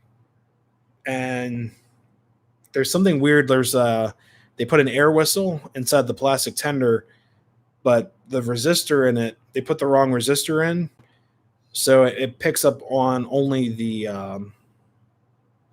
DC pulse, but it doesn't activate the whistle for some reason. It puts a huge voltage drop on the track. It's kind of shoddy. That's all.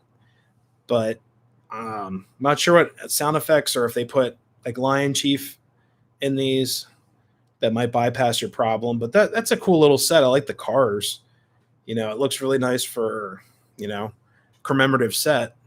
But like, just be careful with these. The engine runs fine. It's just the tender is garbage, but the engine's cool. But I've just seen some issues, and the couplers can have issues too. They don't hold a lot of weight. But yeah, I will not be getting the new Lionel Strasburg Railroad number 90, the $2,000 special. I will not be getting that. It's ridiculous. Like, it's pretty, it's cool, but yeah, I could get a new roof on this house for $2,000.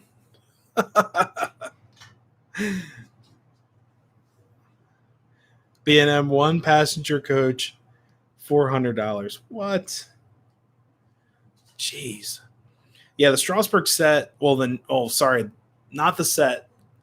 The engine's $2,000, or sorry, 1995, 99 or whatever. It's $2,000. And then each passenger car or each coach, it's $200 a coach. And then I think the Reading, it's the Philadelphia and Reading President's car that they run, is like $400. It's like, are you guys out of your mind? Like, it's a hunk of plastic.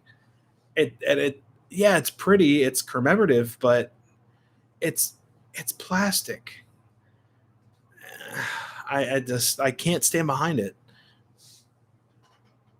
If it was $100 a car, I've seen like full scale passenger cars at train shops go for $100, and they're made of aluminum. They're whatever. I understand that, but like $200.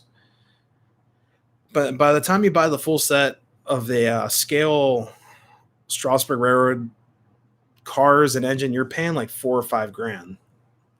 That's what they want. So 57 to 66. Wasn't until 1989 they produced an HO locomotive, but it was the rail scope.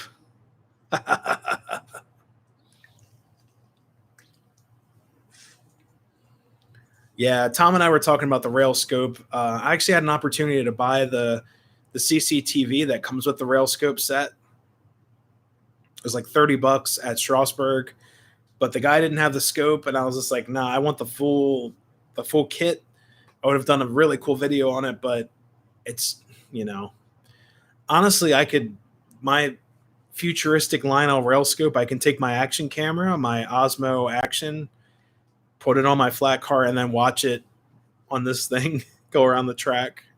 I know it's nostalgic and everything, but yeah.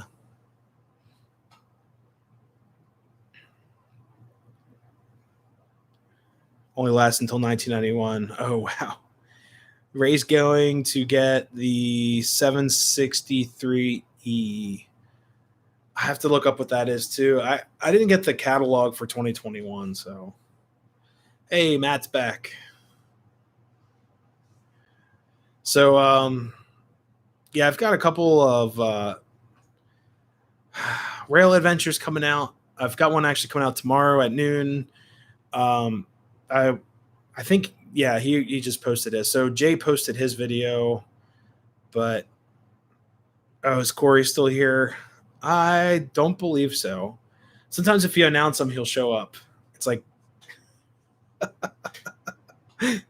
if you speak, you shall see. So maybe he'll show up now.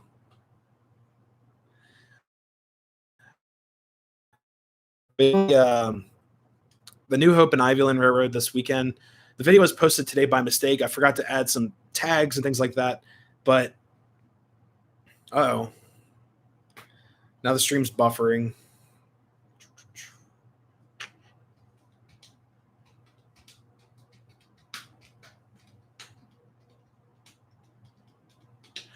All right, sorry guys, the stream was buffering for a second. Let's look that engine up. 736E.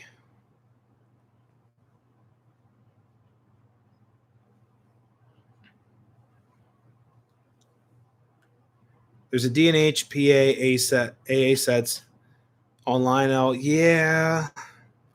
Let's see. I think I own a 736E. 736E Lionel.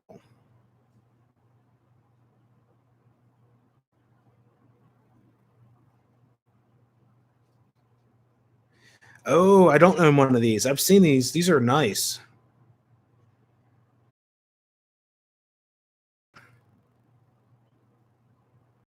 I own one of these. I'm so sorry, guys.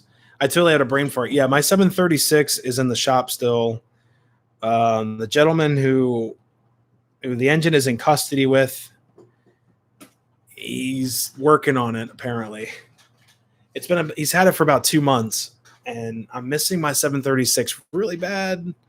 I missed that locomotive. I actually would have used that tonight with the Rail Sounds tender, but it's not here for an affordable price. What is the Roger? What's the affordable price? Just want to know.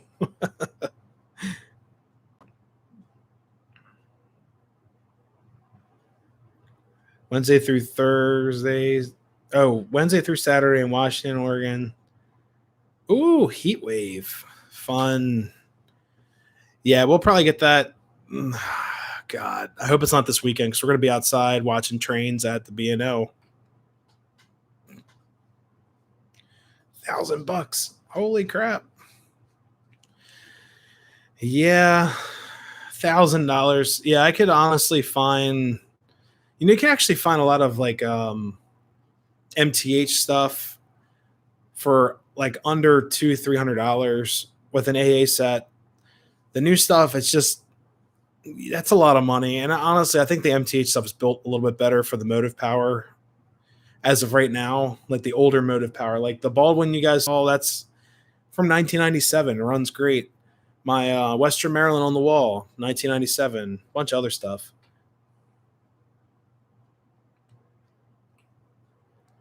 Lionel Collector, hey, how's it going? Long time no see. Hopefully you're doing all right. 726. I don't have a 726. I know that. My 736 is still in the shop, unfortunately. Keep us posted on the build.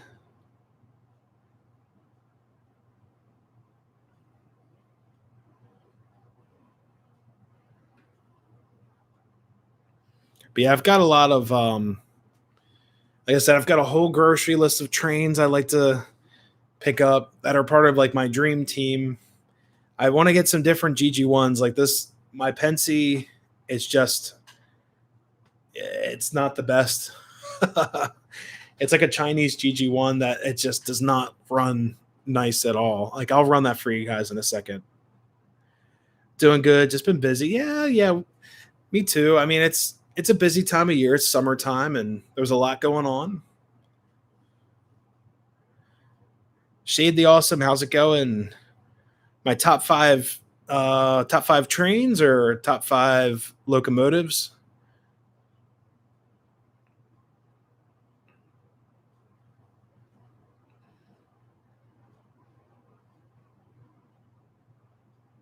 GG1s are gorgeous. Yeah, I agree. We're gonna see one on Saturday. I'm really excited, but it's all blacked out. It's an old um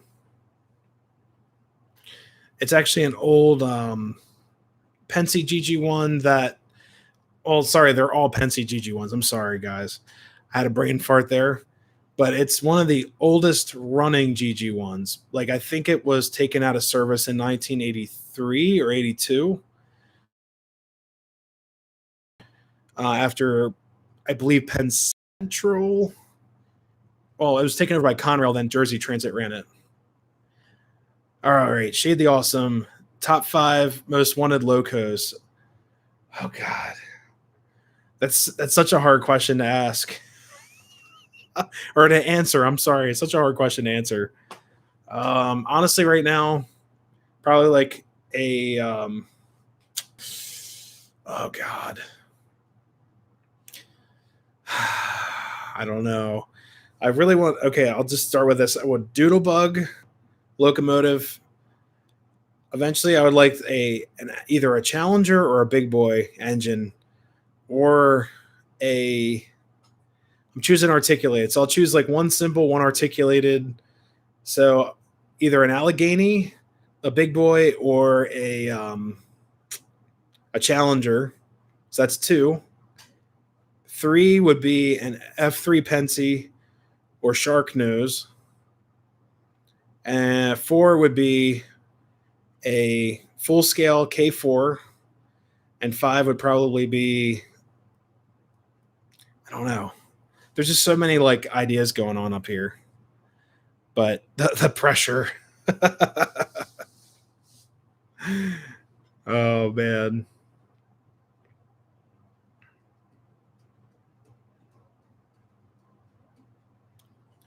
Does anyone know or any brand wall house? Jamie, if you, some of those places will match the paint. If you take them like a sample, they can computer match it. I know Home Depot will do that. They've got like a scanner; they can match it to the best. Or you could take in one of your GG1s and just match a bunch of color cards.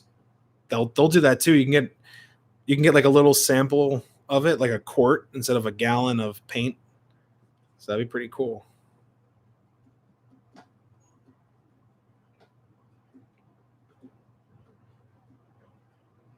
Fallen Flags locos, MPC are very cool. I'll have to check into those too. Like there's so many trains out there. It's like I don't even know like you know the start of everything. Lionel UP GP38. Yeah, try eBay. eBay is like the best place to buy trains right now for an affordable price. Sometimes you can get a great deal, you know. My O27 stays in the trunk. My HO is what I've been playing with because I like the kit bashing. Yeah. I've done some kit bashing here and there on the layout.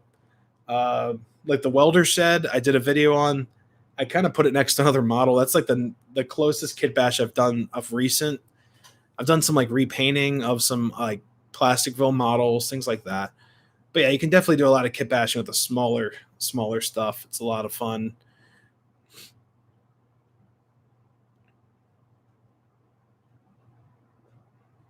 Raised loves NPC. Yeah, like we've all talked about NPC here. It's a safe zone for NPC. I've got some up on the wall. Some of it's great. Some of it's not as great. That's the best way I could say it. But when it gets in electromechanical stuff, it's pretty much flawless. But when you get into like the circuit cards, the reverse units, it gets a little complicated. And I know a lot of guys that will actually just modify NPC stuff to run electromechanical. And I've also known guys to take 1950s parts, throw them into MPC stuff, and they run and last forever. So it's pretty crazy. I forgot who it was. It might have been Railfan Roger or someone said like the pull less motor. I thought it was funny because sometimes if your traction tires are completely like roached and they fall off as you're riding the train around, yes, they will become a pull less motor. But if you have good traction tires, nice gritty track the engine can grab onto it, usually your pull Mars will do a decent job.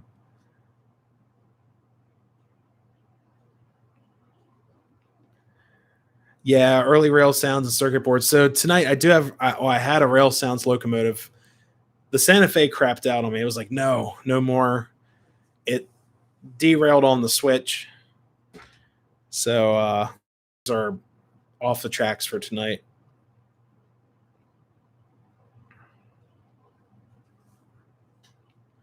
And guys, will probably call the stream at 10:30, just because it's getting pretty late and I've got to wake up early for work tomorrow, unfortunately. But we all got to go to work.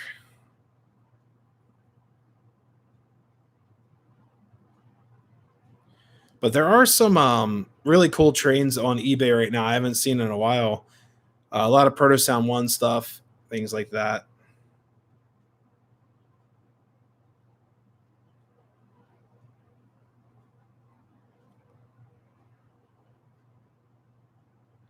Yeah, Brian Rock. I'm not going to get into it, but I thought I was sick back last year sometime. I would say like early April. I felt like really hot in the face. I had a fever-ish feeling, a lot of night sweats, things like that. But it went away in about 2 weeks. Also had a lot of issues sleeping, and then my heart was like out of this world crazy. But other than that, I haven't gotten like official like sick or like COVID sick. I did get the vaccine shots. That made me very sick to the point I could barely walk. I had like the worst muscle aches, and I felt awful. I literally felt like death. I had a fever. I was nauseous, muscle aches like galore. I tried going to the gym and stuff. It just did not help at all. I just felt awful. But yeah, Brian, please stay safe, man. Um, yeah, like I said, you're in our prayers and thoughts. Radar, thank you so much. Yeah, well, like I said, we'll run probably one more time around. We'll end this around 10:30 ish. So my first train is a 4080. I'll have to look that up. Yeah, it's crazy. Like my first train layout growing up was about 3 feet off the ground. Oh, correction, 80 40. I do the same thing. I do that all the time. But yeah, my first layout was about, oh God, maybe 2 feet off the ground. My dad built that for us to run trains so we could actually move stuff around. But my dad had a really crappy starter set. Like, the motor was plastic, the shell was plastic. It was really early, and well, I think it's from like 1968, 69. Might even be from like the early 70s, but it's all plastic, and he still has that set, but the engine never ran well. So after having my dad's steam engines, I hated steam engines because I thought all of them were like that, like this plastic hunk of junk. But eventually we ended up getting um, a Sioux line switcher that was pretty cool. It had a reverse knob on it, forward and reverse. My dad completely rewired it. That was my go-to diesel. It was really fast. It was early MPC, and he still has that to this day. But those are like my first trains, but they weren't my first train set. They were my dad's stuff he picked up. But my first actual train set was an Alaska N scale starter set from Bachman. I remember going out with my dad to pick that up. I brought it back. It was right before Christmas, and it was like a Christmas birthday combined gift. I still have that set. It's in horrible shape. Here, I'll grab the shell of the engine.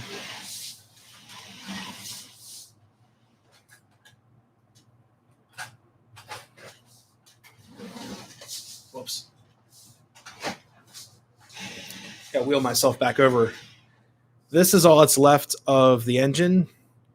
It's an Alaska little baby N scale.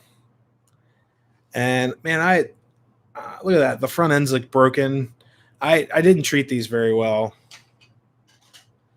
So yes, that was my first train set. It came with a bunch of like double decker passenger cars. They still run. Couplers broke off of a lot of them because I was afraid.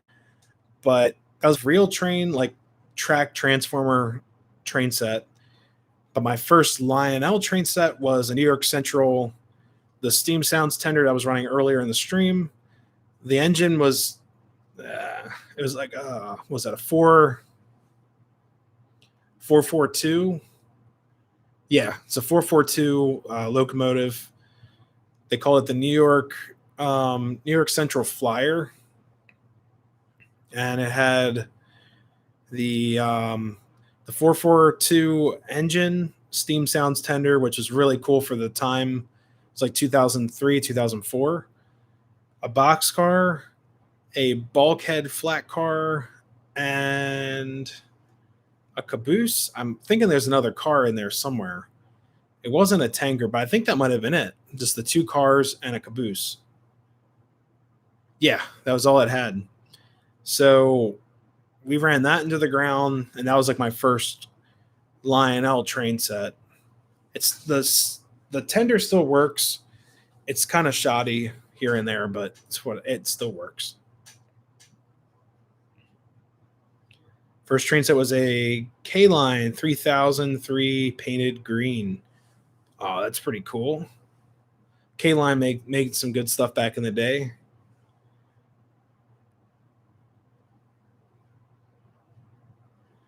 First train set was an HO scale diesel train set. You know, I did have an HO set too. I had a Monopoly, Monopoly train set. It was a Bachmann, I think it was an 080. Yeah, it was a Bachmann 080 starter novelty train set. That might have been my first or second train set.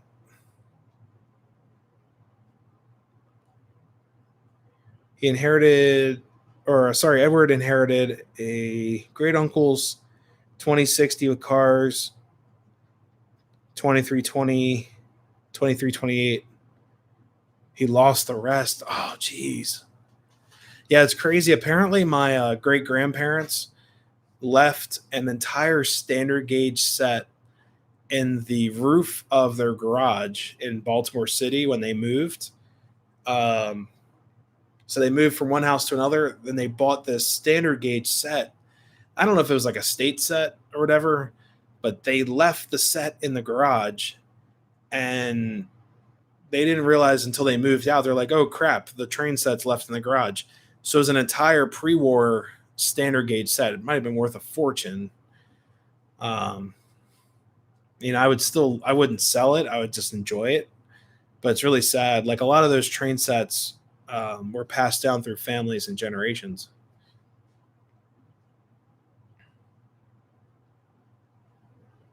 Yeah, that's what my dad told me. That's the way it goes. He's like, he only saw it a couple times. I think he said it was green or like a blue. But it was years and years and years ago. It might have been in like the 60s when they moved out. But I've got excuse me. I have my uncle's 1688 set at my dad's house. That set's like pristine. The engine was rebuilt because we had the topple off the train garden. So the engine isn't original, but the cars, he's got the Baby Ruth, the Sunoco tanker, and the New York Central caboose, which is funny because the 1688 is actually supposed to represent a K4, but they put a New York Central caboose with it. So I thought that was kind of funny.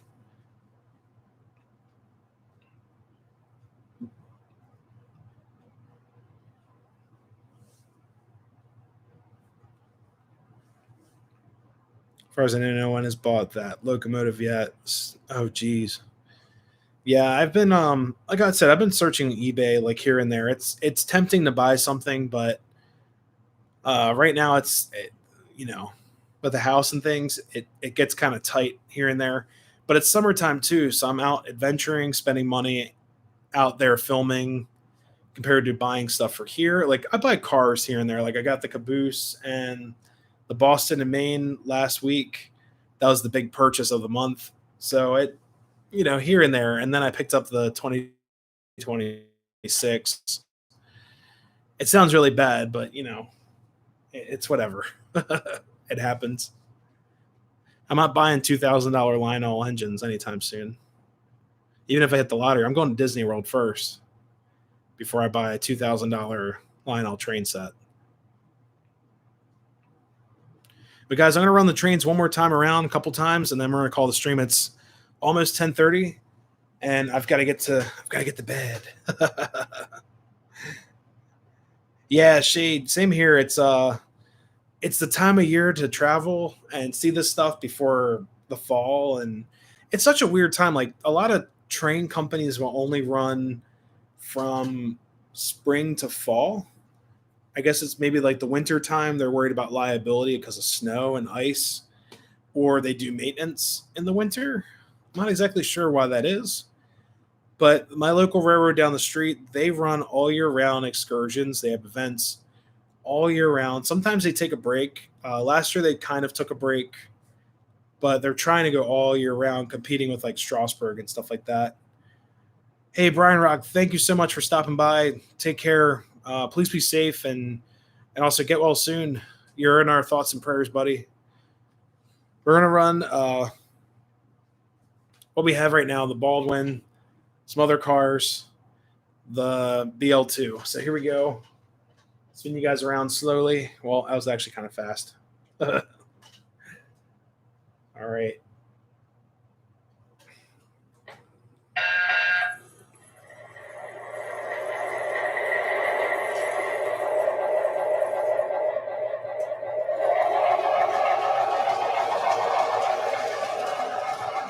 Oops.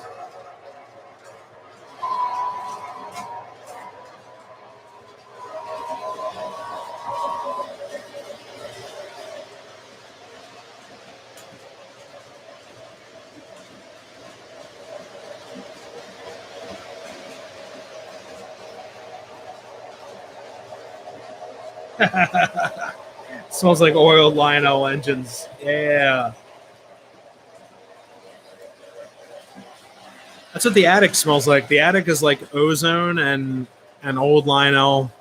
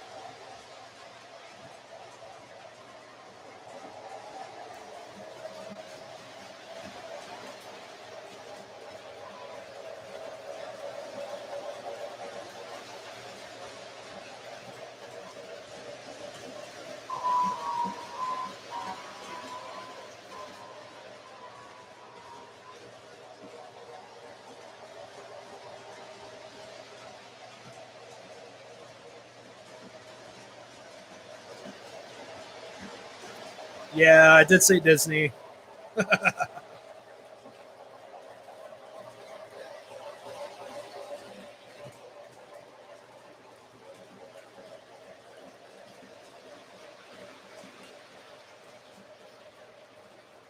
Yeah, I did say that because I really would like to head over to Disney, but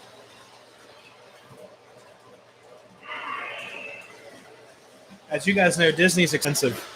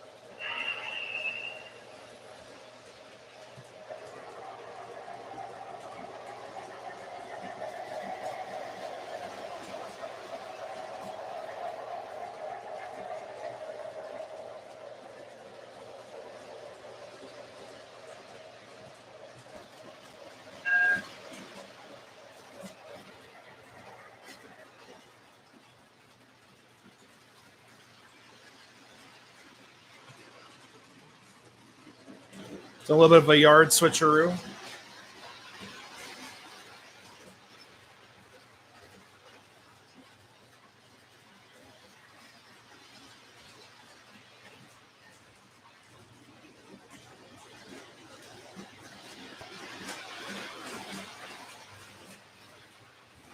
All right, let's see what we got. Oh.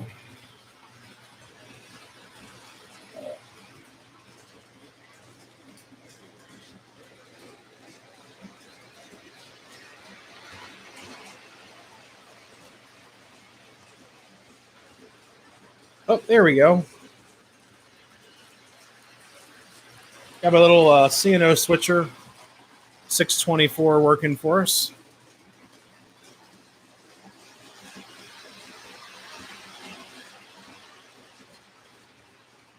There it is. Awesome.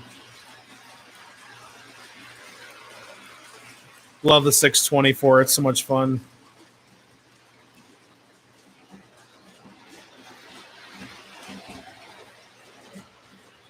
.42 Veterans Unit, P4. Jeez.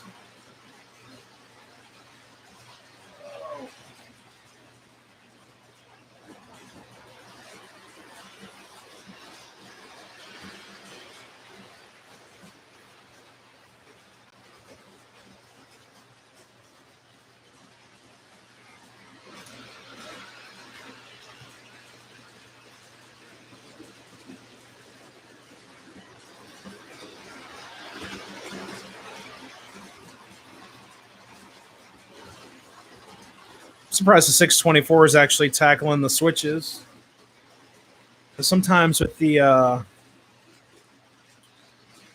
Magna traction, sometimes it likes to stick to the switch.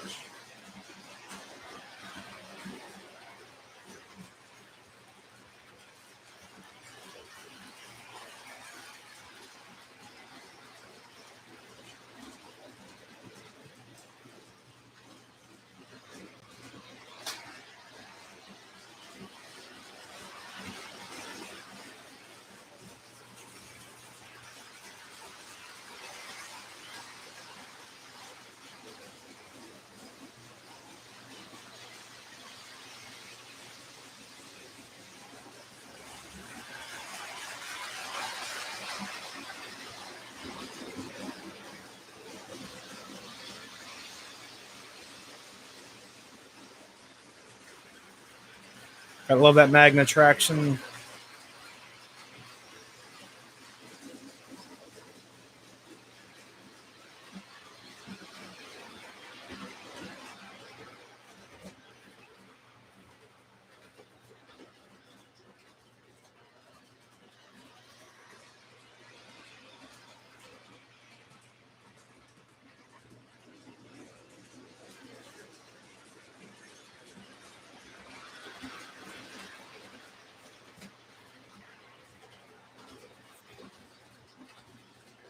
The favorite accessory. That's actually a great question. So, whoops. Let me get this off the infrared circuit there. There we go. So many good questions. You guys are asking, when are you going back to Strasbourg? What's your favorite accessory? So, All right. So honestly, I've got a couple favorite accessories. Surprise. But my all-time favorite, and I don't own one. I'll do this. I'll do an accessory that I own and one that I don't own that's on like my fantasy list. So okay. So an accessory I don't own that I really would like to have is a Sunoco oil derrick with the bubble light and the solenoid mechanism. That's like my favorite. I saw that on like I Love Toy Trains, the and the Lionel collectors videos from like the 90s. Those are like the coolest ever. I would make room. I know they're huge. I would make room for it. I'd actually like build its own little addition for that. Now, an accessory that I do own that's so hard to tell because I've got God, that's such a hard question to answer because I've got I have a banjo signal crossing gates, lighted station platforms, like my bell, like my Lionel crossing bells. Oh, it's not on. There we go. So that's like one of my cool things too. I've got the signalman tower, um, the bubble water tower that I paid a lot of money for. Um, yeah, Tom, that's the one. Yeah, the old Derek pumper. Yeah, it's like my favorite. I've got like lighted billboards. I've got my MTH platform that actually has a load that goes up and down. But honestly, out of this entire layout, I'm in a tie for two of them. And one of them's sentimental. Actually, both are sentimental. So my favorite accessory on this layout as of right now, and it's because it's sentimental to me, it's actually the ice, my Lionel ice. Oh, I'll spin you guys this way so I don't get the cord all tangled up. My Lionel icing station in the yard, which is right there. And here, I'll turn the light on.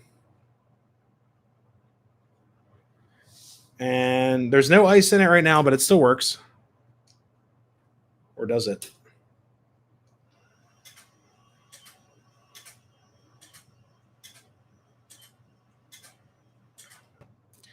That's my favorite accessory as of right now because Nikki bought that for me for a birthday Christmas gift. And it was really cool. It actually came with the refrigerator car, American refrigeration box car that looks awesome. And it was secondhand, but it's for a really good price. And I bought it from one of my good friends up at Iron Horse Trains. So that's my favorite accessory right now. My second favorite is actually the log loader, which you guys always see. And that's this guy right here.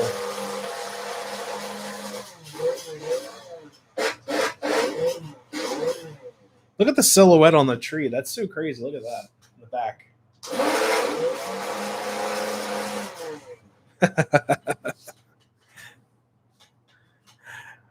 Yeah, Edward, I actually saw that video. He talks about like the chemicals and the lights and how they work and how like you can't replace the bulb, you have to replace the whole socket, all that funny stuff.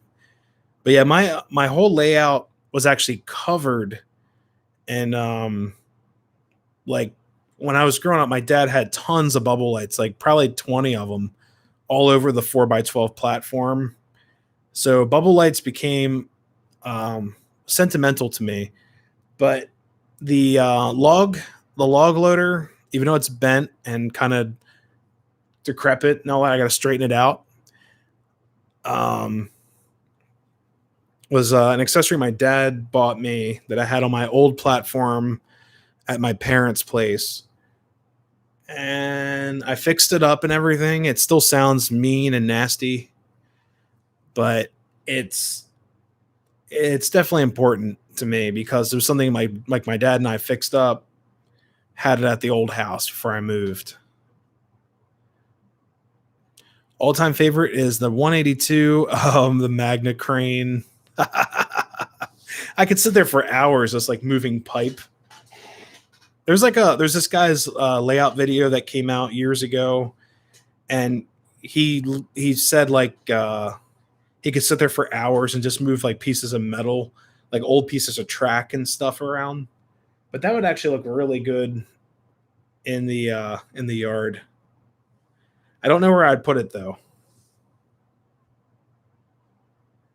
The red and green rotary beacon, kind of like this guy up here.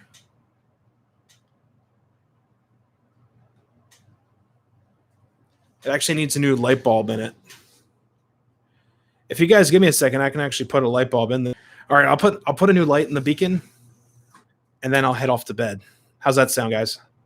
Because I just bought a new light for it, and this is the one that works off of.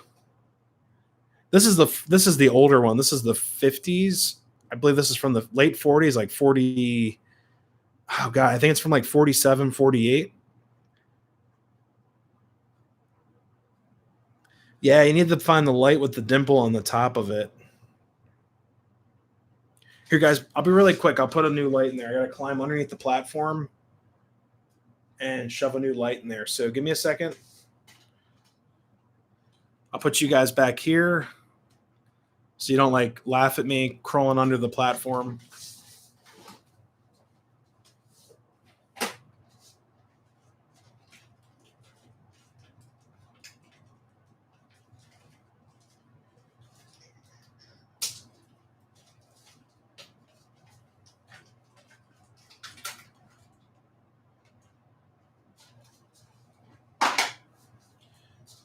And I actually bought a voltage regulator for this accessory, but it kills lights. And the next, like here's the special dimple light that takes.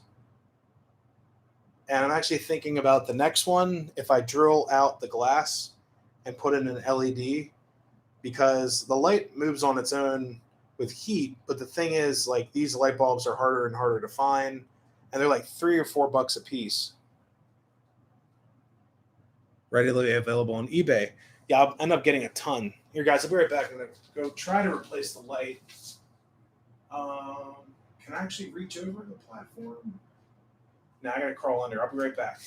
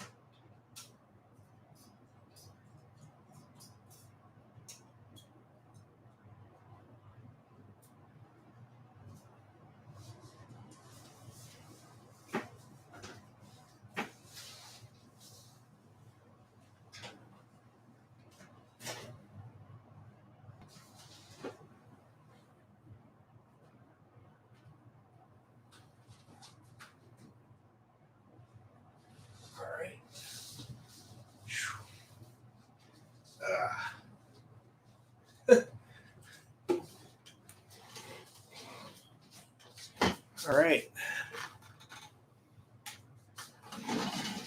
All right, there you go, guys. It's all replaced. Whoa. Let me move this over.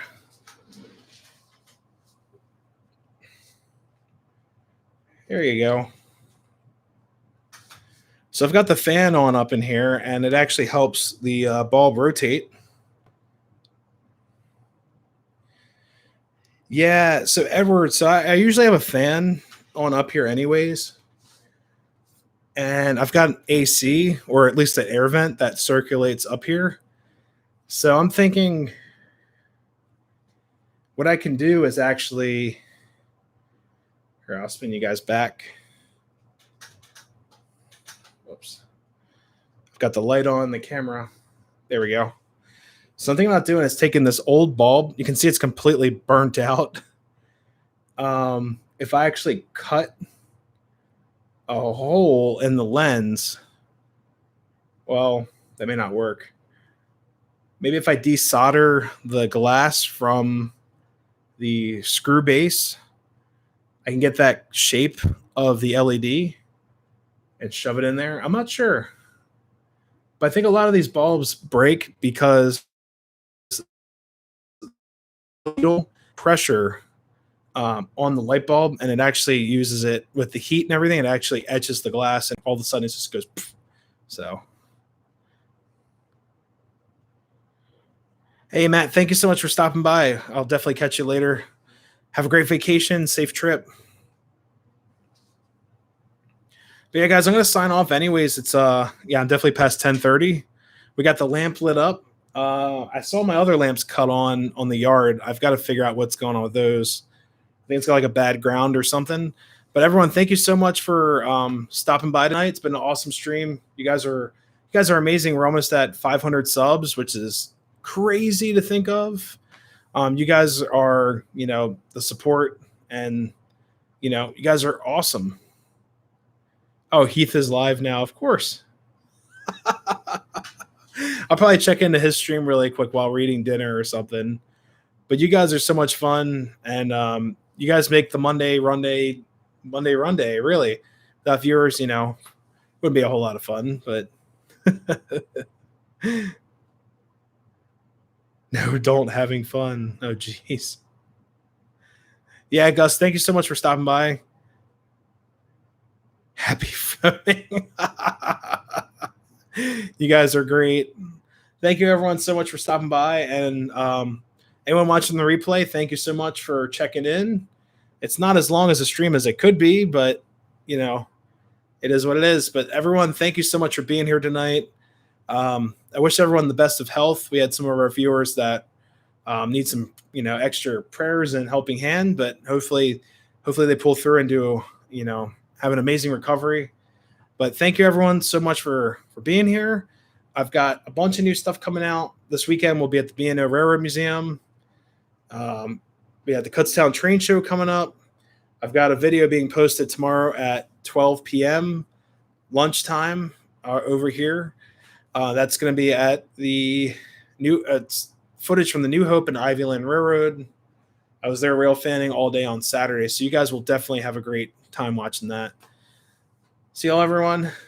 Until next time, happy railroading. Thank you so much. See you guys.